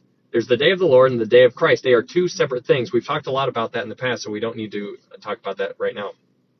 But here in Isaiah 27, verse 1, this is talking about the day of the Lord, which also is alluding to or covering the Great Tribulation. So in verse 2, it says, in that day, the day of the Lord, the Great Trib, in that day, sing to her a vineyard of red wine. Now, who is her? It says, in that day, sing to her. Well, that her is Israel. In that day, sing to Israel a vineyard of red wine. I, the Lord, keep it. I water it every moment, lest any hurt it. I keep it night and day. Fury is not in me. Who would set briars and thorns against me in battle? I would go through them. I would burn them together. Okay, I love how he says, I would go through them. Like, that to me, I am just like, man, I will go through you. Like, isn't that just like, oh. But here in verse 3, it says, I, the Lord, keep it and water it every moment. This is echoing Isaiah chapter 5. If you guys remember, in Isaiah chapter 5, proper Irish phrase too. What's up, man? Good to see you, Henry. In Isaiah chapter 5, it talks about Israel. Isaiah chapter 5 is all about Israel and how God was like, I watered it, I planted the seeds, I built up the fence, all these things. I got the stones out. He was building his garden. He was talking about the vineyard being Israel. And it tells us that very clearly in Isaiah chapter 5. So this seems to be echoing that. But in verse 5, Isaiah 27 verse 5, it says, or let him take hold of my strength, that he may make peace with me, and he shall make peace with me. Now here, in verse 5, this is the only place where it talks about, that I know of, where it talks about somebody making peace with God, that he may make peace with me. That's very interesting. I find that to be very interesting. Verse 6, though, it says, those who come he shall cause to take root in Jacob. Israel shall blossom and bud and fill the face of the world with fruit. So here in verse 6, with the vineyard, in Isaiah chapter 5, it talks about, how he's basically not going to be watering the vineyard anymore because it produced the sour grapes and whatnot. And he's like, I did all of this work, and when the fruit finally came to be, it was sour grapes. He's like, what am I going to do with sour grapes? I can't make wine with sour grapes. So here, though, in Isaiah 27, this is Israel restored. This is, in verse 6, Isaiah 27, verse 6 is, what he's saying here is he will make Israel his vineyard again, and they will bear good fruit. They will bear good fruit. Verse 7, though, it says, has he struck Israel and as he struck those who struck him? Or has he been slain according to the slaughter of those who were slain by him? In measure, by sending it away, you contended with it. He removes it by his rough wind in the day of the east wind. Therefore, by this the iniquity of Jacob will be covered, and this is all the fruit of taking away his sin. When he makes all the stones of the altar like chalk stones that are beaten to dust, wooden images and incense altars shall not stand. So here in verse 9, what he's talking about getting rid of all the pagan idols. Because if you remember, Israel was a hot mess. They had all kinds of idolatry going on. But in verse 10, it says, yet the fortified city will be desolate, the habitation forsaken and left like a wilderness. There the calf will feed, and there it will lie down and consume its branches. So in verse 7 through 10, the idea here, in other words, is that the barrenness that would happen to Israel, it already took place. The cities were already destroyed, and the land was already a wilderness for so long. But if we go back to verse 7, in verse 7 it says, he has struck Israel as he struck those who struck, or has he struck Israel as he struck those who struck him? So a question that is often asked is, why is God so harsh on Israel? Now, it's interesting because we talked about this a little bit before, but the reason why is because they had so much more light than everybody else did. If you remember, going all the way back in the Old Testament,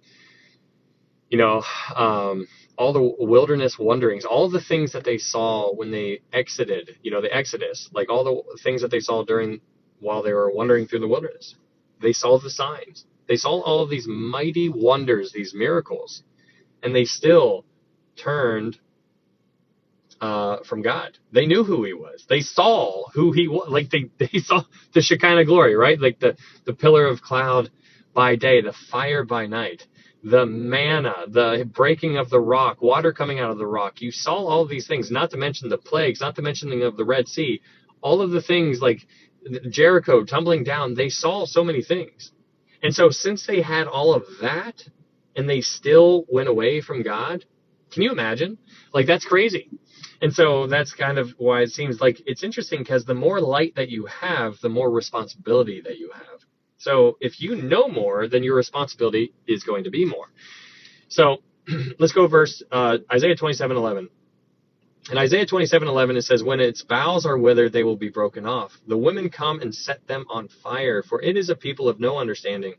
Therefore, he who made them will not have mercy on them, and he who formed them will show them no favor. And it shall come to pass in that day that the Lord will thresh from the channel of the river to the brook of Egypt, and you will be gathered one by one, O you children of Israel.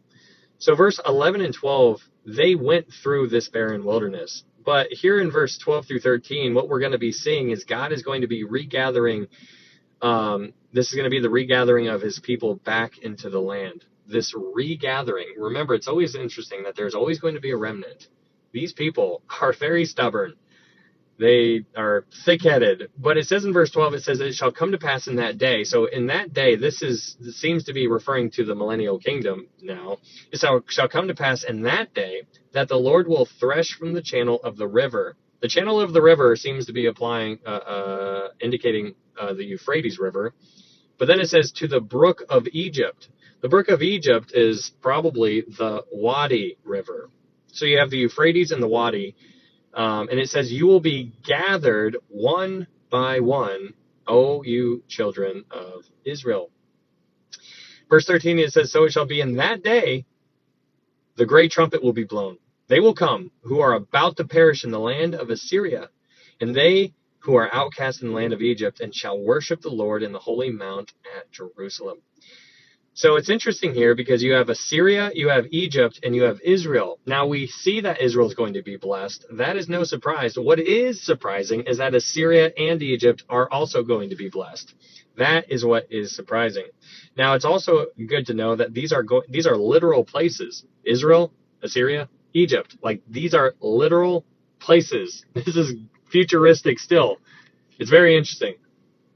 Okay, that was a short chapter, but that is Isaiah. That kind of wraps up a section. Chapters 13 through 27 was a section, and so now we're going to get into chapter 28 through 35. That's going to be our next section, which is we'll tackle that when we go live next time. So that was good. But like I said, thank you guys so much for being here. It's a fun study. Isaiah is very tough. There's all kinds of double references all over the place. Like a lot of the things that you read in Isaiah, you ask yourself the question. If you read it by yourself, you'll be like, did that happen back then, or is that happening in the future?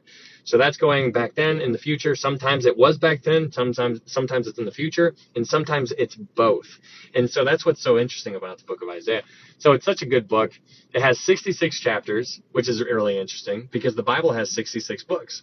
And so when you read Isaiah chapter 1 through 39, it mirrors the Old Testament.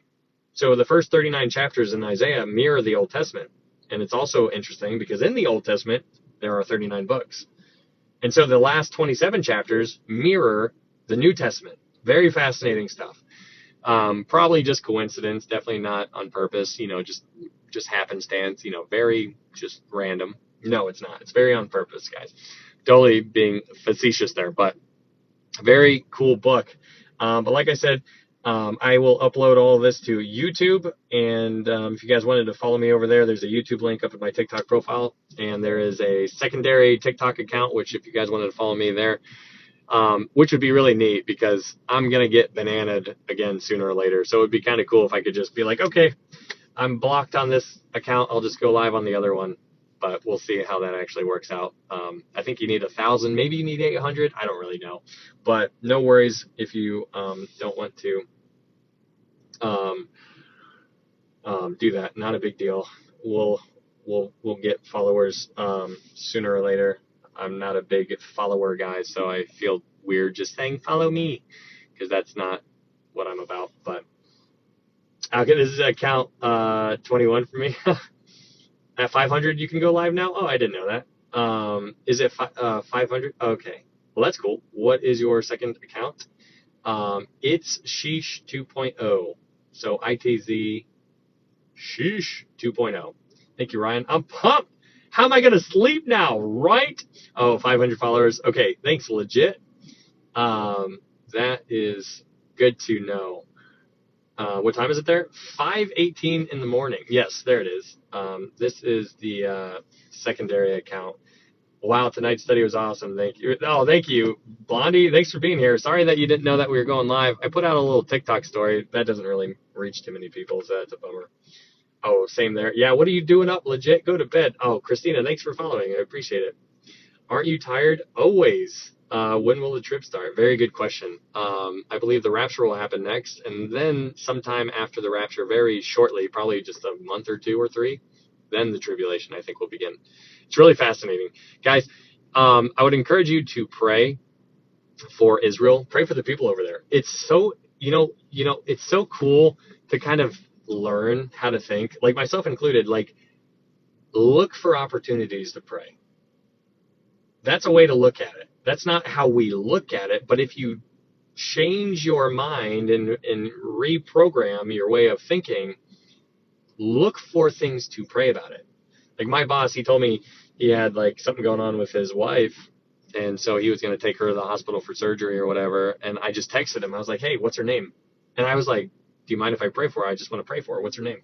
And I wanted to pray for her by name. And so I was like looking for a reason to pray. And I was like, I can use that as a reason to pray. And so that's what I told him. I don't think he's a Christian or not. I haven't been able to, I haven't talked to him much, but we need to, if we try to think differently, and if we look for reasons to pray, then I think that'll work wonders in our personal lives. So thanks, KSJ. Thank you so much. That is the best way too. Yes. Salvation is a gift through Jesus the God man. There you go, Mark. Holly, well, thanks for being here. Glad you didn't pass out on me. Is DJ Nick still with us? Amen. What's up, Katarina? First time here. Great study. Thanks, Susan. Thanks for being here. Check out numbers 10 through 13. Is that Kadesh Barnea? I got to get up at 8. What? 2:18 here in Oregon? Oh, no. Yeah, okay. Yeah, Laura. Hopefully your Bible study is going well, too. That's always fun thinking about that. however that's going. Excellent idea. Thank you. Yeah, Dwayne, for sure. Look for ways to study. When might you be on next? Might be on next. What is today? Wednesday. So it's Wednesday. Thursday. Thursday. Let's do it Thursday night. If you guys would like to go through Isaiah 28, 28, 29, and 30. We can probably do 3 chapters on Thursday if you guys would like to do that. I can make it happen. Gotta make a skit with Brando. Who, you do or me? I did a skit with Brando. He just keeps talking about how cool he is all the time. I can barely take it. No, I'm totally kidding. Yes. Oh, me. Yeah. Another one. Oh, I see. Wow, I really. Oh, thanks, Reba. Okay. You're in Oregon too, Lainey? Hope you get great sleep. Yeah, man. Thanks. I appreciate it. Thanks, Nikki. Thanks for being here. Very cool. All right, guys. Well, I'm going to get on out of here. It is, man, so many Oregonians. But yeah, if you guys wanted to, like I said, if you wouldn't mind following me over on that secondary account, that would be neat. That would be most helpful. And I promise whenever we reach 500 or 1,000 or whatever it is, then I will stop promoting it. And then same thing with YouTube. So if you guys wouldn't mind following me over on both of those, that'd be wonderful. But yeah, all right, guys. Well, you guys have a good night, and I will hopefully see you guys on Thursday, Lord willing. And if I try to tell somebody about Jesus from now till then, just see if you can. And if you do, let me know that you did. Just shoot me a message here and be like, hey, I told somebody about Jesus, because then I get pumped up, and then I'll pump you up, and then we'll both be pumped up, and then we'll be like, oh no, we're both pumped up. What do we do? So it'll be awesome. I hope you do it. I hope I get the opportunity to do it, and it'll be a cool thing. But one way or the other, it is an amazing thing to be able to have the opportunity to witness to somebody. We absolutely have an opportunity to witness to somebody. We have a privilege. We have the privilege to tell somebody about Jesus. Look at it that kind of way. If you look at it like that is a privilege, like, you know, like when your parents let you stay out late at night, it'd be like, hey, you were really good this week. You get to stay out late tonight and you can spend the night over at your friend's house or whatever. That is a privilege. We have the privilege to tell people about the good news. So if you look at it that kind of way, then you're going to start attacking your day in that kind of way. Same thing with prayer. If you look for the opportunity to pray, and if you look for times and examples to do it and reasons to do it, then you're going to start looking at the world in a completely different manner, and your spiritual walk will just grow. And it's a neat thing to see that kind of stuff happen. So hopefully that happens in your life. And if it is, man, that is the revival right there. Like, a revival is inside the individual. It is so neat to kind of see that stuff. Like, your heart and your mind. Somebody asked me the other day, how do I stop sinning? Somebody messaged me that on TikTok, and I was like, it's not a, they asked for a verse, and they're like, can you give me a verse on like how to stop sinning and stuff? And I was like, it's not a verse, man. It's not a verse. It's the whole counsel. If you purposely dive into the Word of God, then number one, you're not going to have time to sin. And number two, you're going to be your mind is going to be stayed on the Lord that you're not going to even think about it. Like you'll still mess up, don't get me wrong, but I'm just saying, like, it's not going to be how it once was. And that is so stinking neat. Okay. Mike from True Christian Ministry makes the best Jesus is King shirts. Conversation starter. There you go. I told my landscaper about Jesus. She is helping me today. Very cool. Keep that going. I love that. All right, guys. I am out of here for sure now, and I will hopefully see you on Thursday night. All right, guys. Be safe.